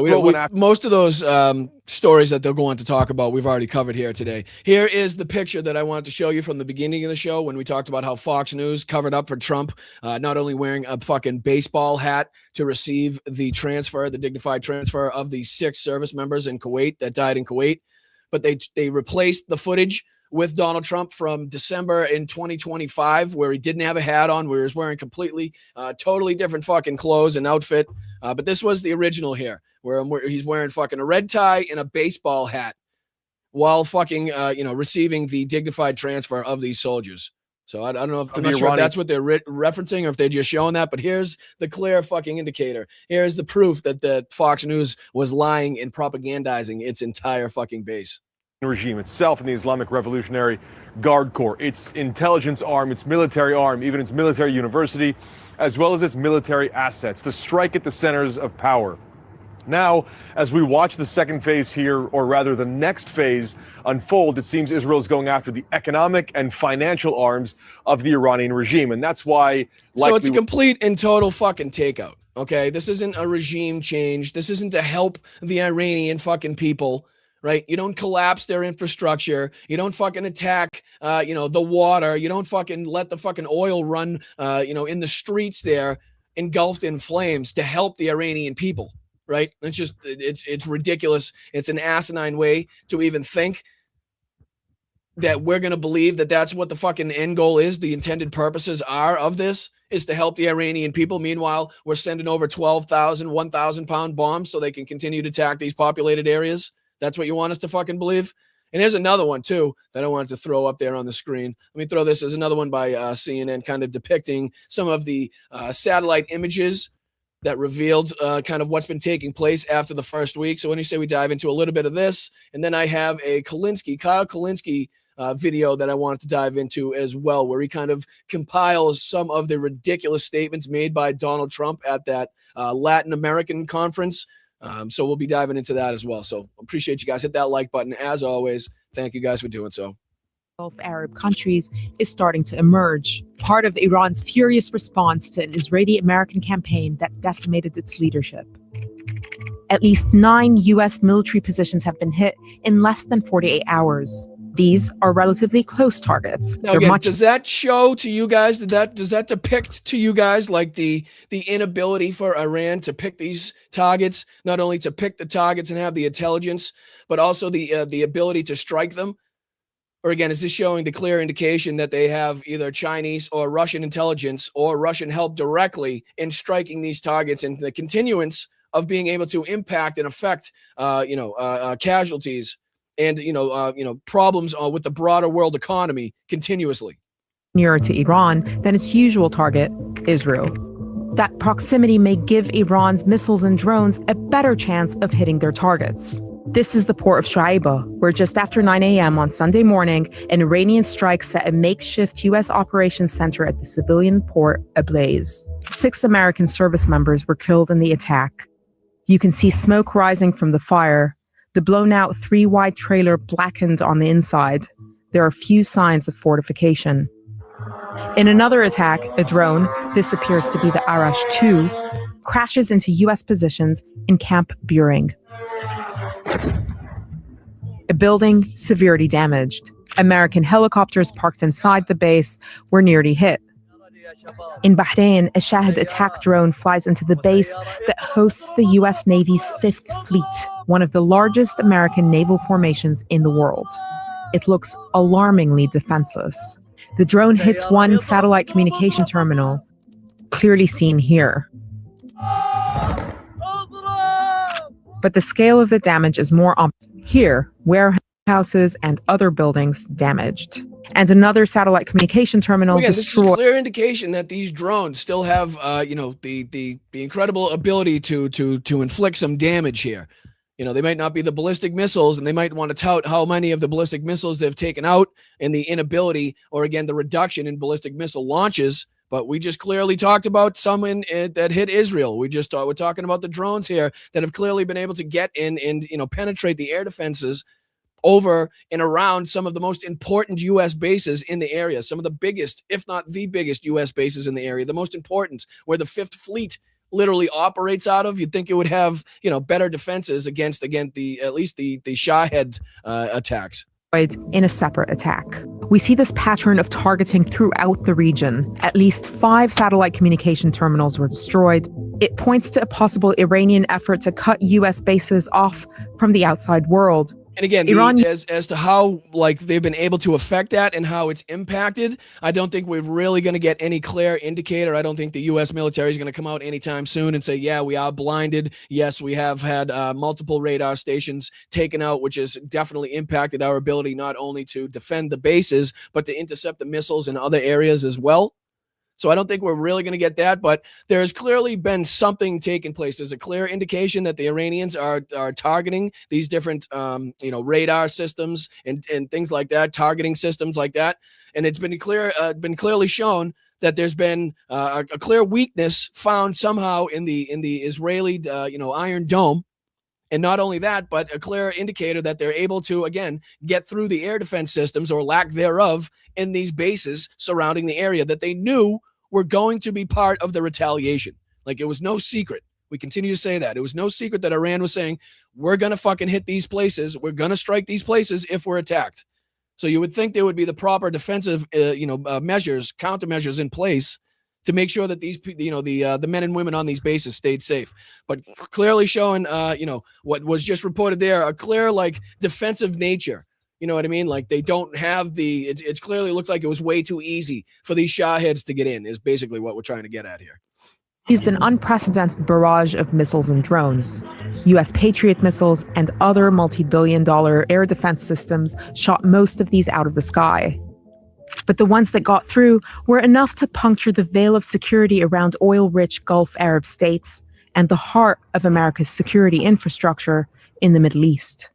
We have obtained incredible new satellite imagery, and this is really important. It does show extensive damage at military bases across Iran, as you might expect, but that is what it shows.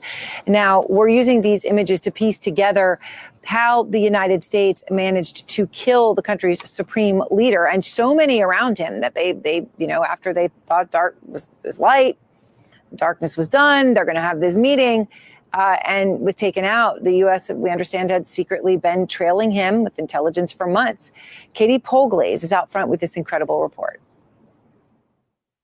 With Iran very much still under attack, we've been using videos and satellite images like this one of the strike on the Supreme Leader's office to analyze how the senior leadership was dismantled by US and Israeli strikes and where exactly. And again, they do a good job of kind of depicting this. I'm going to dive on a little bit here. I think they go on to talk about a little bit further of the damage scene done here. Oh, yeah, this is where they talk about the imagery suggesting U.S. responsible for the Iran school attack again. An intelligence failure. The Israeli military say they weren't operating in the area. To date, we've hit over 2,000 targets. American military officials say they carried out extensive strikes in this area and released this map showing strikes in southern Iran. The base and the school in Minab are located here. We, of course, never target civilian targets, but we're taking a look and investigating that. The damage we've seen to the building is quite significant, and it's unlikely it was something like an air defense missile fired by the Iranians, for example. When we try to assess who is responsible for airstrikes, we typically try to examine the weaponry fragments left behind. But in this instance, there's an internet blackout in Iran. It's been really difficult to obtain that. And so this investigation is still not conclusive. Nick, you've been taking a closer look at some of the satellite images of destruction in Tehran. What do you find? So let me see here, because there was a clear part in that first one here. Let me see, is this one right here? I think it's right here. Nearly a week after a strike killed scores of students in Iran's Minab, it seems more and more likely that the US was responsible. A new satellite image shows an Iranian Revolutionary Guards base and an elementary school in southern Iran. Here you see craters in several of the buildings, including the school. They were hit in their exact centers, suggesting precision strikes, experts say. A wall separates the school and the base. Satellite images from December show dozens of people in what appears to be a handball court at the school. Reuters now reports that US military investigators believe US forces were responsible, though they haven't yet. U.S. investigators. I wanted to make that clear. That was the part that I really wanted to make clear. Is the U.S. investigators that now believe that they were responsible. So it's not like it's everybody else pointing the fingers at different people here. And again, with the precision of the strikes there in the center of pretty much every single one of those buildings, it definitely leads everybody to believe that it was definitely a targeted strike by very fucking precision weapons. You know what I mean? It wasn't something that, Donald Trump loves to say, well, they're not very precise in their attacks. Well, this shows precision. So again, Donald Trump's own words being used against him in that regard as well. But what else did I want to have? I had a few other things up here as well. Yeah, let me throw this one on. This is Kyle. He does a pretty good job here compiling some of these different pieces of information. Not only that, but at the end of this, he does put together a couple clips from Trump at the Latin American conference. Forgive me, I don't know what the exact conference was there, and some of the insane shit that he said there. So let's just dive on to a little bit of this one. Again, shout out to Kyle for the work that he did. This is Trump threatens certain death for Iran, nuclear fear skyrockets, and U.S. radar destroyed. On this Saturday, and it is not pretty. Day by day, this thing spirals more and more out of control, and it looks absolutely terrifying. Of course, we're referring to it as the Jeffrey Epstein War, and Israel and the U.S. together are the axis of Epstein. Let me break this down for you. So let's start with this right here. Breaking via NBC News, Trump has privately shown serious interest in U.S. ground troops in Iran. Serious interest. So as we reported yesterday, there was this military exercise, these war games that a particular brigade was supposed to do. That was called off. That's the same one that we were talking about, the 82nd Airborne, the one that he's referencing right now that we talked about on the show the other day. And people are now looking at that as proof that, oh my God, they're about to deploy imminently to Iran now. Okay. Now, by the way, let me point out the airstrikes alone were illegal and unconstitutional under U.S. law and the U.S. Constitution. And this, deploying ground troops, would be immensely illegal and unconstitutional in a world that made sense. In a stable, secure, intelligent world that made sense, Trump would be instantly impeached over sending boots on the ground. Okay, this is completely and utterly unacceptable. He's rendered Congress useless, null and void, basically non-existent.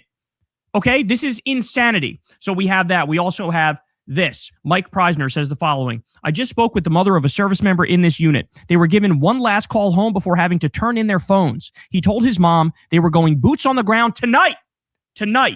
So here's what he posted. In reality, some of us won't make it home to our family. America, pray for us. So again, it looks like they're mobilizing right now and lying to us about it. They're lying to us. By the way, we also have reason to believe they're lying about the number of U.S. casualties.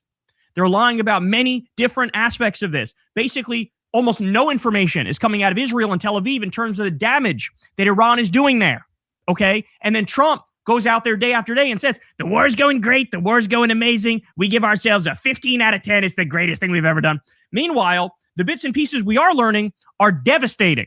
All right, let me show you this. Just in, USS George H.W. Bush is deploying to the Eastern Mediterranean. This will be the third. A few of these stories we already talked about. I'm going to go on here where he puts together the clips from Trump at this little dumb conference that he's at, because I definitely want to talk about some of the shit that he said here. And again, for saving a little bit of time, he kind of compiled them for us. So what do you say we dive into this? Month, and they thought it was going to be a gain of 55,000, lost 92,000.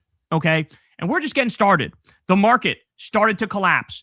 There's already a bunch of red flags that we're seeing. Take a look at this. Settle down, Kyle, with the double Trump there. You seem to was that the double Trump dance he just did? 55,000, lost 92,000. Okay, and we're just getting started. The market started to collapse. There's already a bunch of red flags that we're seeing. Take a look at this.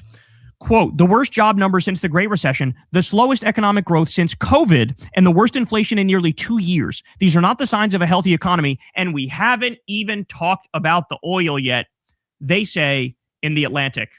Wow. Yeah, here we go. Trump, as all this is going on, and the world is falling apart, Trump gives a speech. He talking at this Latin America event, And here's some of his insane comments. Let's listen. But we're working with you to do whatever we have to do. We'll use missiles. If you want us to use a missile, they're extremely accurate. Boom. Right into the living room. First of all, his eyes are 90% closed. Second of all, look how he's casually describing murdering people. Boom. Right into the living room. That's the end of that cartel person. But we'll do whatever you need if you want. A lot of countries don't want to do that. They say, oh, sure, I'd rather not have that. I'd rather not have that. So there's Donald Trump literally offering the United States military up to expand the ever-growing fucking, position they're taking around the world to now strike at cartels. They want to launch missiles at cartels now. They want to go to war with the cartels. And again, as we'll talk about in a couple minutes, Cuba is definitely next on the list, considering what we've heard talked about from this regime. Believe they could be spoken to? I don't think so. So understand what he's saying here. He's basically announcing at this event a new front on his global war. He's saying, we're going to go after the cartels all throughout Latin America. That's what we're going to do. Right to the living room. Phew, you get them with a missile. That's what you do. And he goes, some countries don't want us to do that. He's referencing Mexico, who said, don't fucking invade us and start bombing. We're a sovereign country, you asshole. So now he's announcing it. By the way, this is not hyperbole in any way, shape, or form. Look at this. The Guardian the other day, dismay as Hegseth urges Latin American allies to join offense against cartels. This is him saying, yeah, bitch, we're about to start bombing in your countries too. That's what he's saying. All right, more from this event. Here we go. Trump says the following. They beg me for an endorsement. I give them an endorsement. They win by 30 points. And I get nothing. If I could sell that, is there a way? Do we have any of our legal people here? Marco's close enough. Is there a way I could get paid for that, Marco? I'd make a lot. They spend millions of dollars. So this is Trump trying to get paid from the endorsements. He wants to get paid now if anybody he endorses wins a race somewhere. He wants to be able to pocket that money above and beyond the $10 billion that he's trying to steal from the taxpayers while suing his own regime in the money that he's already stolen above and beyond that with crypto, with his watches, with his fucking colognes, with his gold sneakers, with the rest of it. And I give it for nothing. I could, even if I put it into the Treasury of the United States, it would be pretty good, right, Marco? So now, if you didn't catch that, he's hiding behind it being a joke. But as you know, with Trump, it starts out as a joke, then he does it, right? He's 1,000% right, Kyle, what he's saying there, too, because Trump loves to float this bullshit and kind of make it seem like he's playing around and he's joking. And, of course, that would never happen. Meanwhile, he's just kind of dipping his toe in the water, seeing what the reaction is, seeing if he could actually get away with it. And then he implements that plan that he said he was never going to implement for himself. So again, he's spot on with what I should charge people for my endorsement in Republican primaries because they end up winning because of me. So why can't I get a piece of that? I want to get a piece of that. And then he does his classic, like, what if I give it back to the U.S. Treasury? That's his lie to then allow himself. It's the same thing he says with, I'm going to donate it all to charity. Like he says that he's going to, if he wins the $10 billion lawsuit that he's now got against his own government that he's in charge of. Anyway, like he said he's going to donate it to charity. Bull fucking shit. You're doing it to charity. Bullshit. You're not even allowed to deal with charities in New York City. So I know it ain't going to be one of those charities, but that's the same shit. Maybe we'll give it back to the guy. Yeah, bullshit. You will do it and pretend like he's not breaking any law. This is a guy, by the way, who literally said, I'm going to sue the IRS for $10 billion. So stealing $10 billion from American taxpayers by suing his own regime. That's what that is. Taking another $10 billion and giving it to the Board of Peace, where it's in a slush fund and only he controls it. Just like he stole Venezuela's oil and took hundreds of millions of dollars and put it in a private bank account in Qatar that only he can access. This guy, it is a mafia. It is a cartel. He's running a criminal syndicate. Ladies and gentlemen, this is not a president. This is a man who's looting and pillaging until his dying breath. That's what's going on. All right, we still have more from this event. This is where, so he's warmongering about Latin America. We're going to go in there. We're going to bomb. We're going to do. This is where he starts talking about Cuba. More war. That's what we're going to do. And now he comes back to say the same thing about Cuba. Watch. We're also looking forward to the great change that will soon be coming to Cuba. Cuba's at the end of the line. They're very much at the end of the line. They have no money. They have no oil. They have a bad philosophy. They have a bad regime that's been bad for a long time. So again, another regime change war that we're going to undertake even closer to home now, right? So this is him kind of setting the table, getting everybody ready for the action that's going to be going on in Cuba next. So he's already been preparing Marco Rubio. We've already talked about the plight of the Cubans in the last show and how, there's a fucking, basically an island-wide power outage, fuel shortage, food shortages. So already trying to weaken them to a state in which they can fucking go in there and easily enact some regime change again. Who knows what instability that will lead to? Who knows what other countries will come to the defense there and try to help them out, which means we're going to have to deal with them as well. So again, this looks like an ever-expanding take over the world type of plot and ploy here by this regime. I know that's like ridiculous to say almost, but what else do you get from that? We're talking from Greenland to Mexico, from fucking Venezuela to Iran, from Cuba to Mexico. Where, like, is there another part of the world that I'm missing here that the Trump regime has not tried to take over at this point? Because I'd love to hear it. So understand, as of right now, Donald Trump is doing a medieval siege on Cuba. The power is now completely out for the entire island. They're basically starving the entire island to death. They're starving the country to death right in front of our eyes. No oil, no fuel, no nothing allowed in, okay? And the whole point here is to torture them and torture them and torture them in the hopes that there'll be an uprising, there will be regime change, and then they'll put a puppet leader in that, again... Just in hopes that they just are weak by the time that they get around to it, by the time that they're done with Iran, hopefully that they've been weakened to such a state where they can't fight back, right? Or they don't have to push back, or they'll be more willing to go with whatever the Trump regime says to do. If they can be fucking, plunged into darkness, all of the fuel cut off, all of the food cut off, then they're going to be more willing to want to come to the table and actually, work with the Trump regime, I guess, is their idea in this. Then Trump can turn Cuba back into Epstein's playground, the Epstein class playground. That's what he wants to do. But he's bragging in front of the world about starving an entire nation illegally. Starving an entire nation illegally. That's what he's doing right here. The depravity is off the charts. The fascism meter is literally breaking. Okay? All right. More. Here we go. And it's so good that we got to know so many of you. I mean, we're so many. By the way, I know the microphone sounds fucked up. That's the microphone at the event. And I'd love to get to your countries at some point. Marco loves going to your countries. He's always at one of these countries. He likes your countries the best, okay? Where are you? I'm in Chile. Oh, good. How's Chile doing? Good. He likes it. He feels very calm. We all like him, right?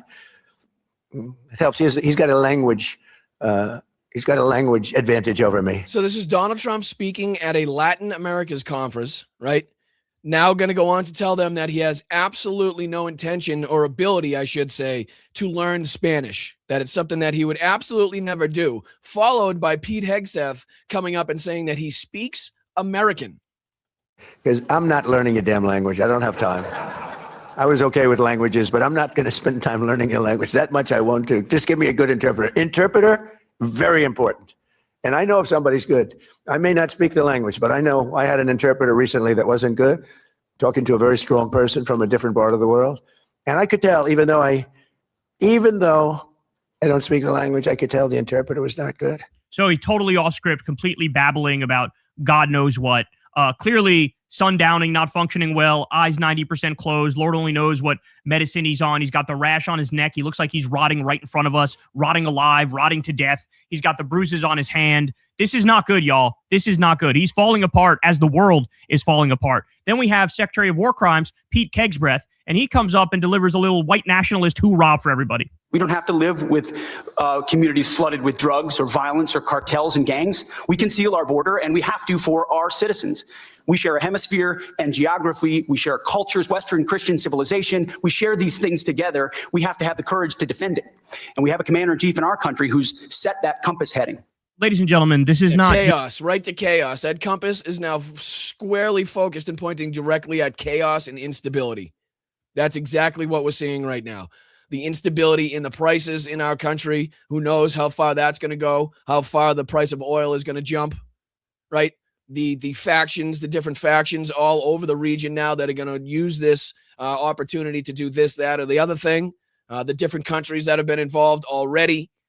The ever-expanding nature of the military actions by the United States throughout the world at this point. So it doesn't look like even if we do see whatever end to the Iran war that we see, that's not going to be the end of it.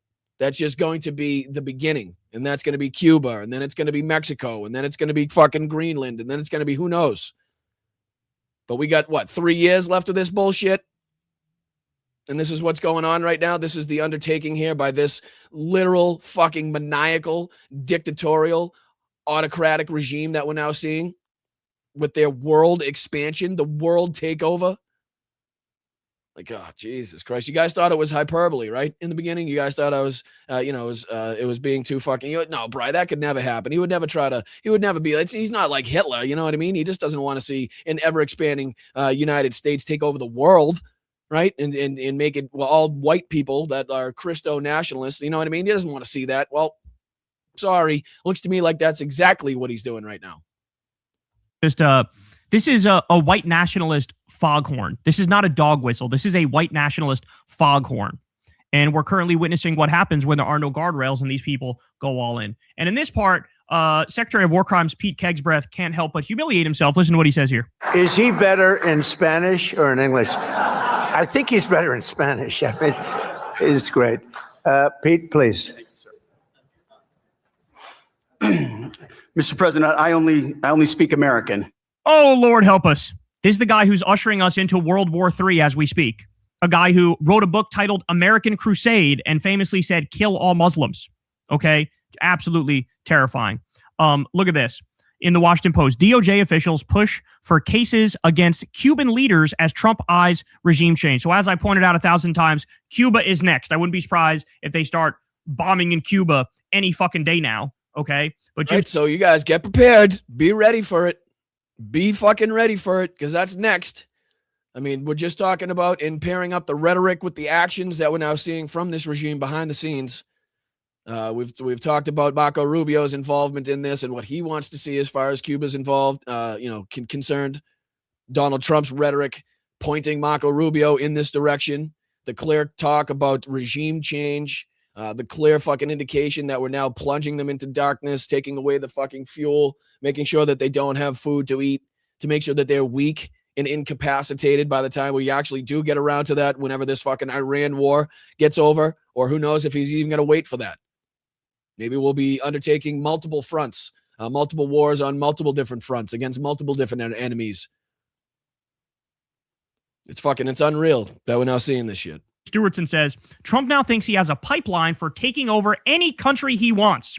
He gets a prosecutor to indict the leaders, and SEAL Team 6 plucks them out of the Capitol. He will keep doing it. He is unable to process any downside. Ladies and gentlemen, this is why I keep telling you, we're witnessing the creation of the Fourth Reich.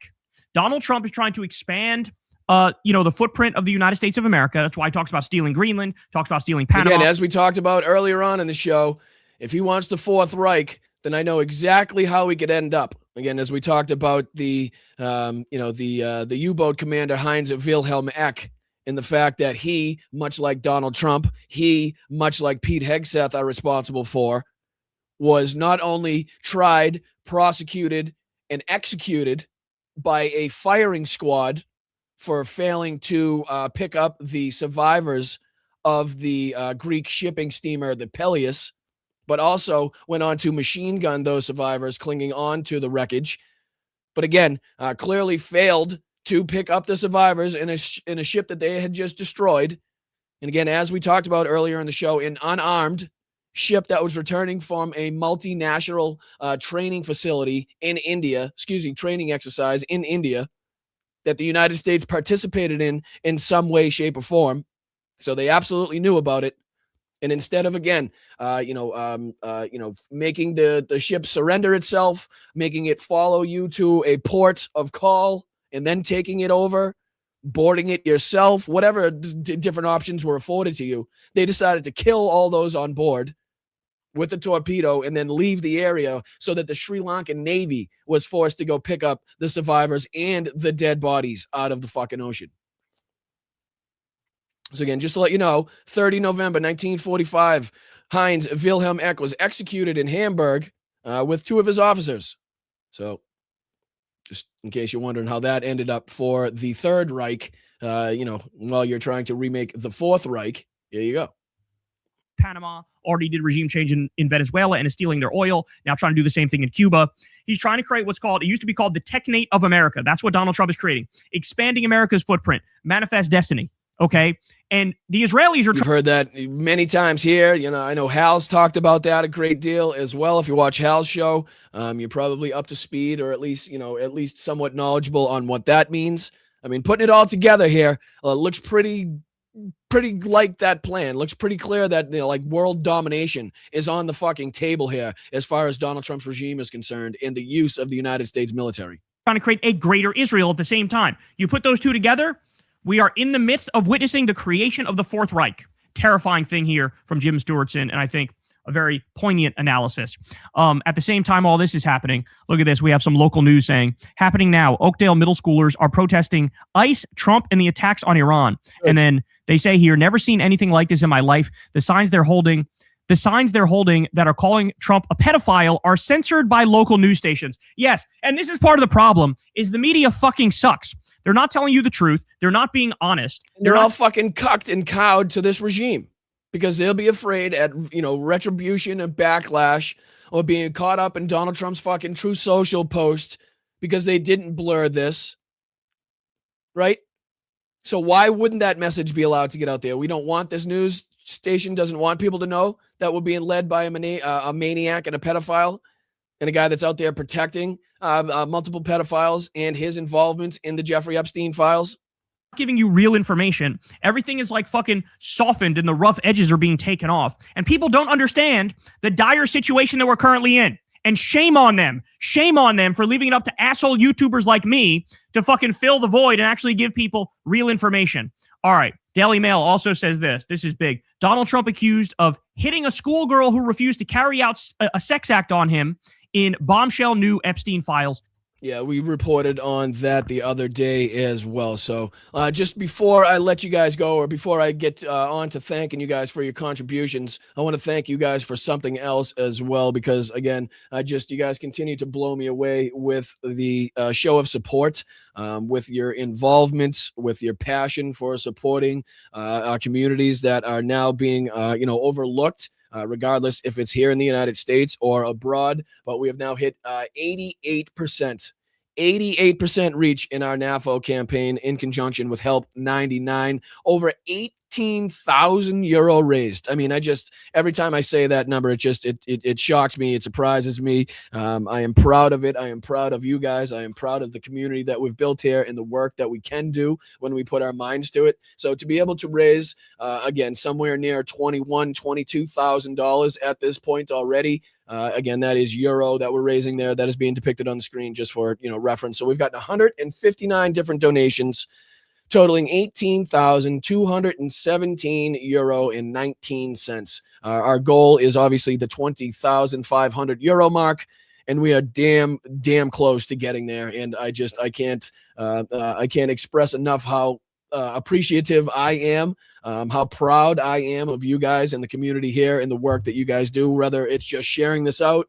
letting other people know about it, contributing yourselves, whatever it may be. You guys have been absolutely fantastic, and it just goes to show that we can start this again. Let's get this one done. Let's get another one going, and let's continue to help and save lives over there in Ukraine as we continue to do work supporting not only our communities here in the United States, but all of the communities around the world that definitely need our assistance. So thank you to, again, the Help 99 people. Thank you to the NAFO boys. Thank you to the 69 Sniffing Brigade.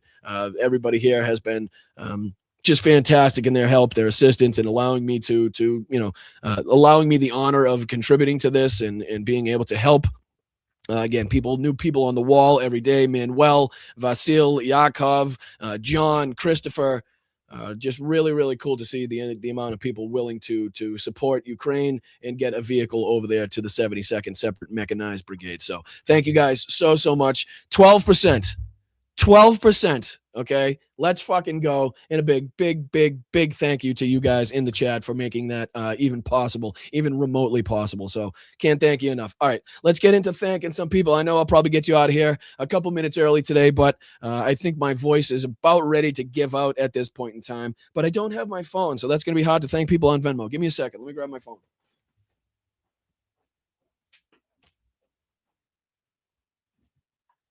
Got it.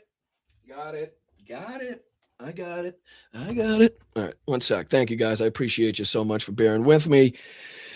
All right, let's see who was kind enough. Oh, you guys are fantastic. You guys really, really are. Roger, thank you so much, Roger, for the $3 on Venmo from Karen and Roger. Thank you to the both of you. Fantastic. Can't thank you guys enough. Thank you, Linda, for the 10.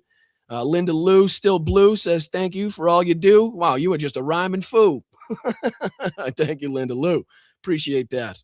Ricky, thank you guys so much as well for the 20, saying hello on the road to Colorado to see some grandkids and pick up some attitude adjusters, puff, puff type.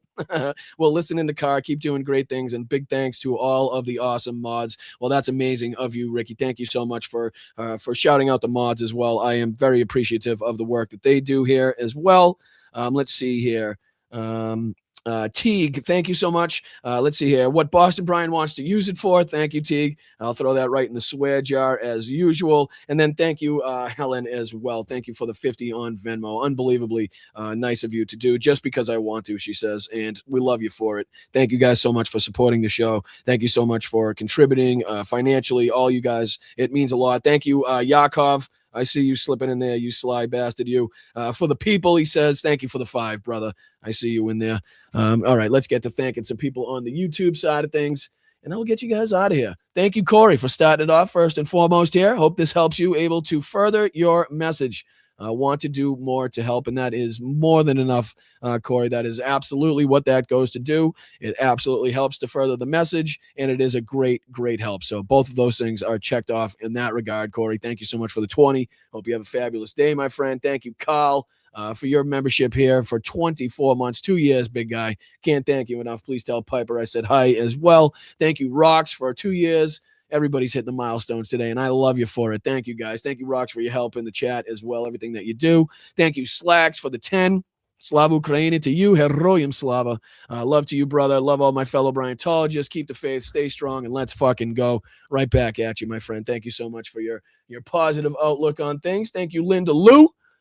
Still blue, and I love you for it. Thank you so much for the 5 gifted memberships, Linda. Very much appreciate that. Hope you're having a wonderful day. Thank you to Jin. Let's go. The Greek steamer, my nickname in high school. Jesus Christ. You guys crack me up. You're too much.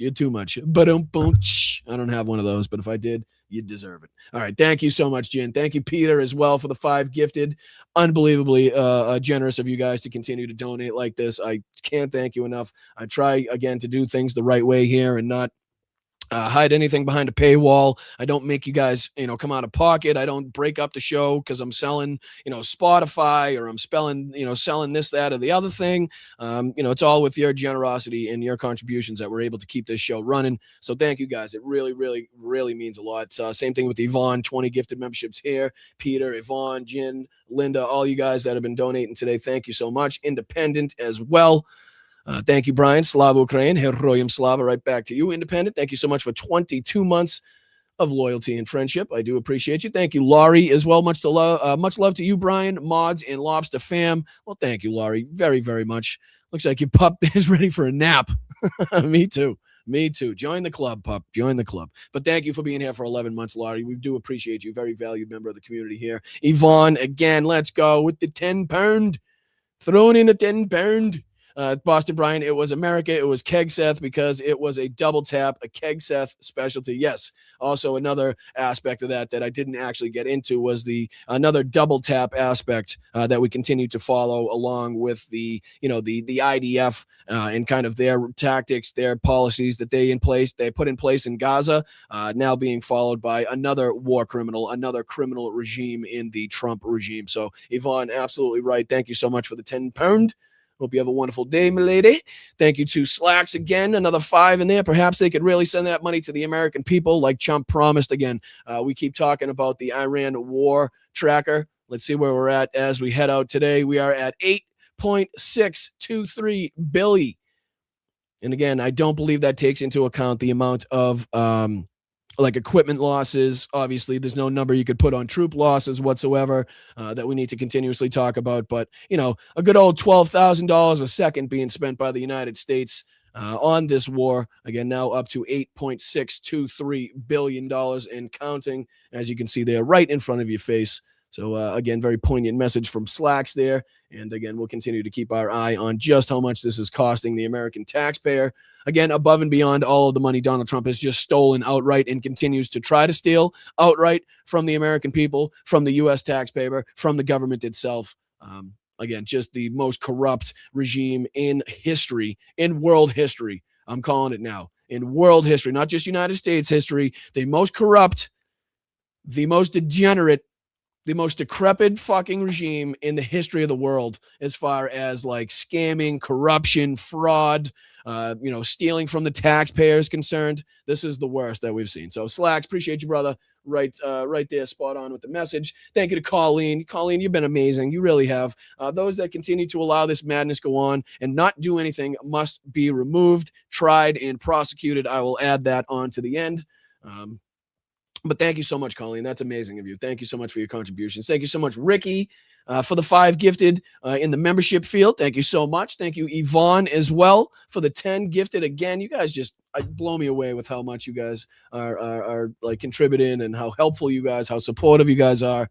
It just, I hope I do a good job at showing you how much I appreciate you guys. I really do. Colleen, again, what can I say? With all the hell happening, something personal in memory of my sweet kitty, Sam, who passed Monday. Oh, he spent time on my lap watching you weekly. Oh, that's terrible. I am so sorry. Our condolences to you and also Sam. Very, very sad. I'm sorry about that, Colleen. I'm sorry you had to endure that. But our hearts are with you. Our thoughts are with you. Sending good vibes your way. Very, very tough for that to happen. And again, we appreciate you contributing. And very sorry that had to happen. Our best goes to you. I appreciate you, Colleen. Thank you so much. Thank you to Peter as well. Please make your voice heard. Public feedback until 4 to 6. DOJ attempting to limit local bar associations' ability to punish bad DOJ lawyers. See link. I will have to take a look at that, Peter. I do appreciate you keeping me informed and up to speed on things.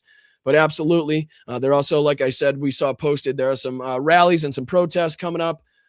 So we're going to be taking a look at those and highlighting those as well. So I appreciate you, Peter. Thank you, Slacks. Again, Trump is making the same mistake as Hitler. Even a strong military can be spread too thin.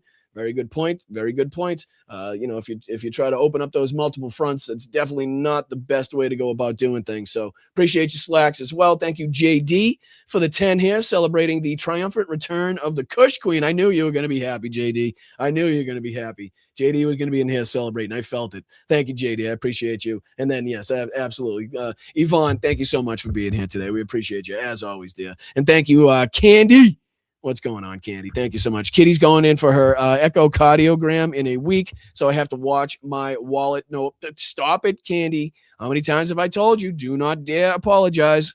Do not dare come out with an apology for not being able to contribute more. That is definitely not what I'm trying to have happen. Again, the $5 that you just sent in is well more than double the $1 or $2 that I asked for. So again, just to show you in this regard how helpful and beneficial this is, all I ask for is $1 or $2 from people. I don't want to take away from any other aspects of your life. I don't want you, Rob and Peter, to pay Paul to contribute to this channel in any way, shape, or form.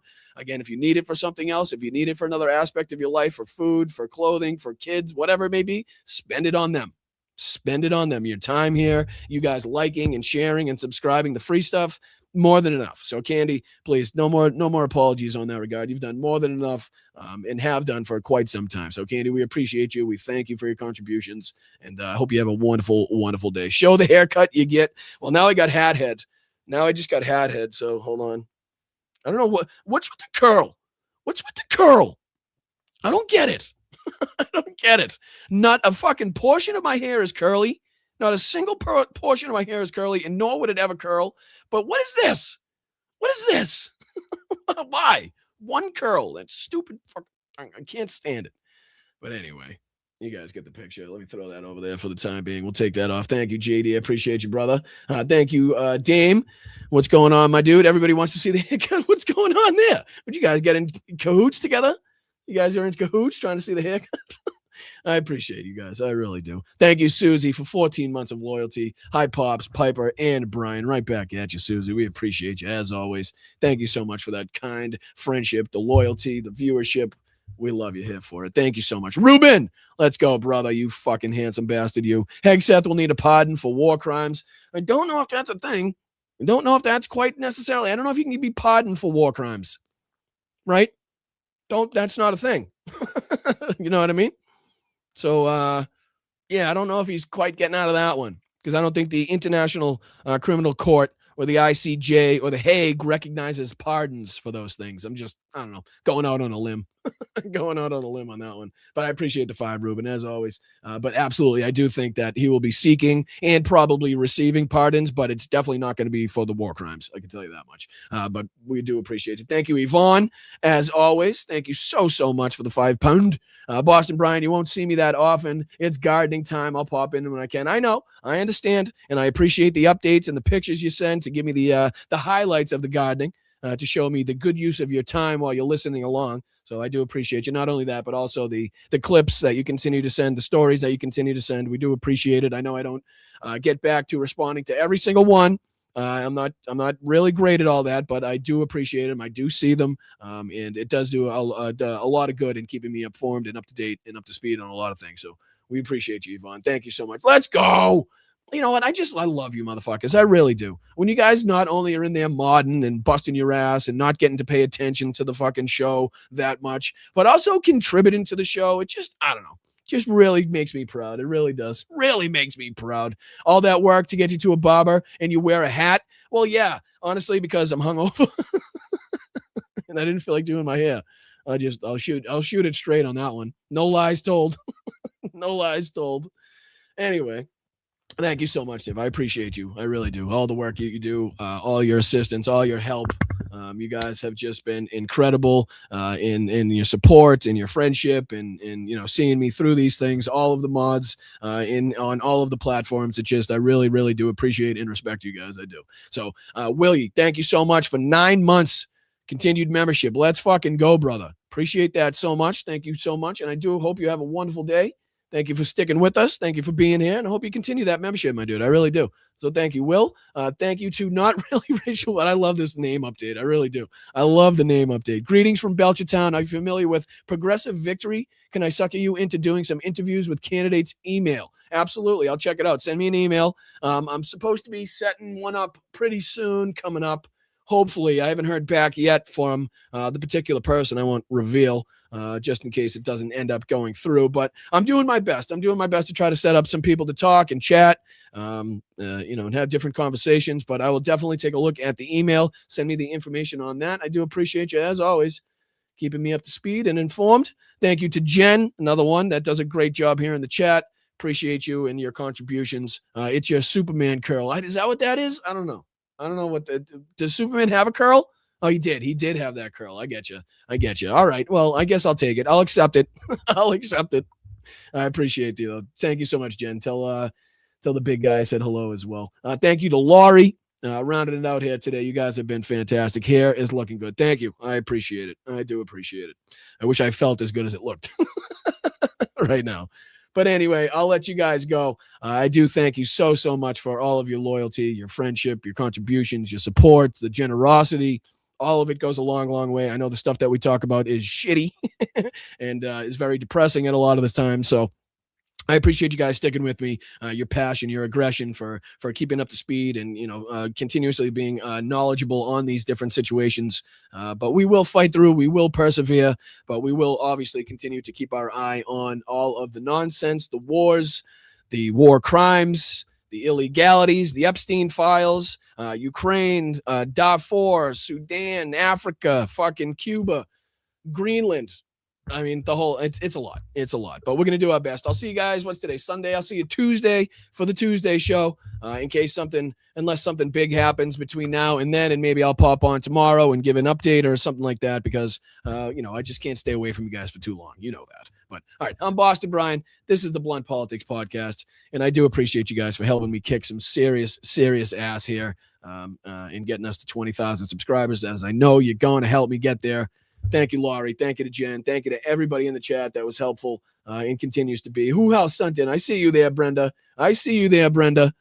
You're not getting away from me that easily. Thank you for being here for 15 months. For all military sacrificed for Madman. Absolutely, Brenda. Amen. We try to continuously pay our respects and highlight the sacrifices and make sure that we highlight the separation between what these men and women sacrificed for and what they gave the oath for and why they initially, deployed or initially signed up for the military compared to how they were used and the reasoning behind their deaths. Right. So we need to continuously separate that as well. So thank you so much, Brenda, for throwing that one in there late. and I'll see you guys Tuesday, okay? Jim, appreciate you, my man. Yvonne, I appreciate you, my man. Miss LA Girl, thank you so much. Sorry, it took me a minute to figure out what that said. Thank you so much to the mods, as always. Bethany, I hope you have a wonderful birthday. You and Nick as well. Hope you guys had a good one. Thank you, Nola. Thank you to everybody. Thank you to, what's that say? River Road Studio. Appreciate that, River Road Studio. Thank you so much. Hope you guys have a wonderful day. Thank you for tuning in. Thank you to Karen, Laurie, Frank, Olga. Look at everybody. You guys are just fucking amazing. You really are. Thank you to Just Saying. Thank you to Jeff, Veronica, Susie, Luke, Ceres, Laney, everybody on Facebook, YouTube, Twitch, Instagram. You guys are amazing and continue to be. What's up, Michael? Good to see you, brother. Hi, Marsha. I'll be looking for an email, Marsha. I did just see that. Tiff sent me a text, so I'll be looking for that, Marsha. Okay. Hope everything's well, dear. I really do. I'll see you guys Tuesday. Okay. I'm out. Appreciate you. Stay loud. Stay proud. Stay aggressive. Stay strong. Kick some ass. But make sure you're staying safe out there. Keep your head on a swivel. Make sure you're watching your back. Make sure you got your six. Make sure you got some friends and family out there. Make sure they're watching you if you're out there protesting and showing your displeasure out there protesting ICE or just the Trump regime in general. Be careful out there. All right, guys? I appreciate you. You never know what's going to kick off. So I'll see you guys Tuesday. I'm out of here, and I think it's one of these closing. I'm not sure. I think it's this one, maybe? All right, we'll press this button.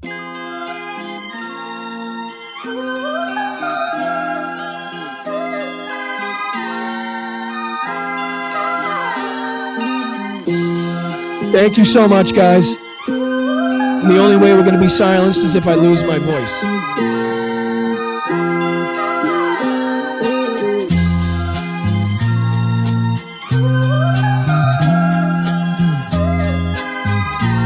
Get you those dates later today. Just so you know, I'll get those March Zoom dates out later today. Just so you know.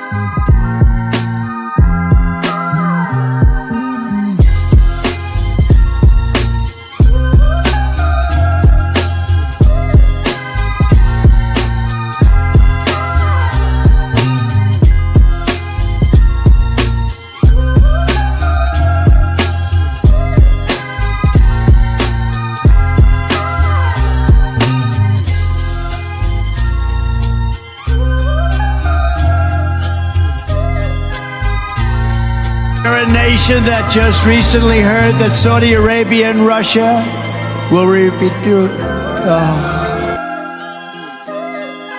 Gettysburg, what an unbelievable battle that was. The Battle of Gettysburg, what an unbelievable. I mean, it was so much and so interesting and so vicious and horrible and so beautiful in so many different ways. It represented such a big portion of the success of this country. Gettysburg, wow. I go to Gettysburg, Pennsylvania to look and to watch.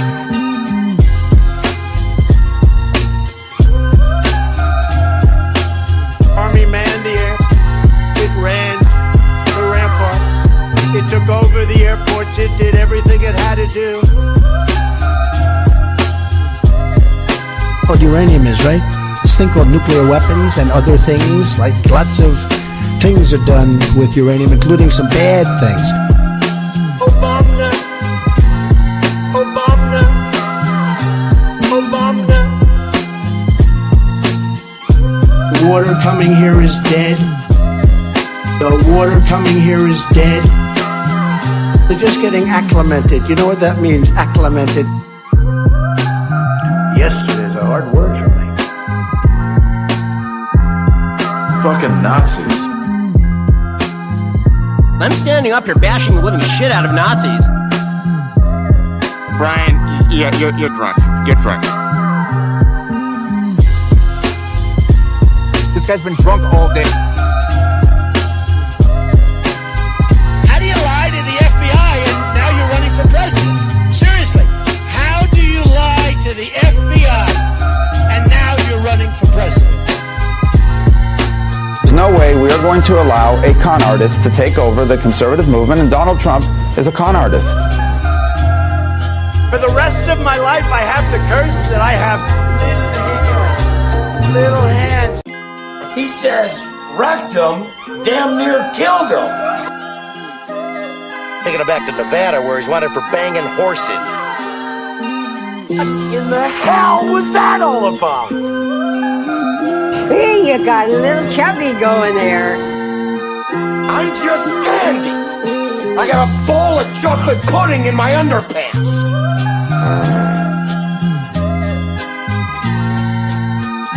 Tell the director to call the White House. Do your fucking job! Bad news, bad news. Even when it's good news, it's bad news. I mean, they've been conserved since the time of lobsters, right? There weren't trees around when lobsters first manifested themselves on the planet. Yes, of course, hence the name. Movement. It moves a certain distance, then it stops, you see? A revolution gets its name by always coming back around in your face. You tried to kill me, you son of a bitch. Well, welcome to the revolution. My superpower's being honest. I will eat my neighbors. I'm just an average guy who read public documents where the elite said they were going to enslave us and destroy America. And I'm not going to be like yuppie scum and deny the threat to my country. I'm going to fight back. Cacophony, a crescendo, a finale, a coup de grace. To officially name the undisputed. When did this come out? We're inviting Americans from all across the country to come. Here's a thought. Grow a sack, fill it with some balls.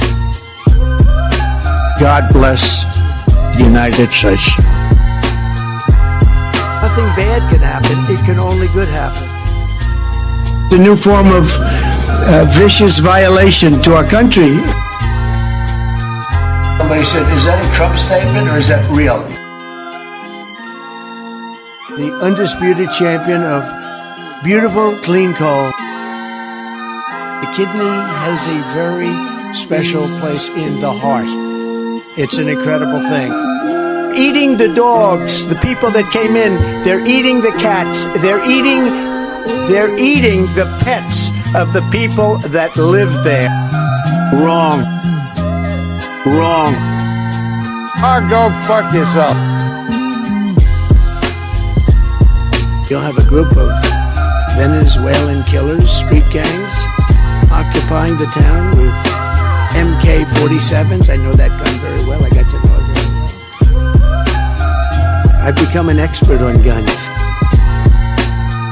All right, guys, that's Deep Tuesday. I appreciate you. Put that like on the way out. The big, fat, sloppy United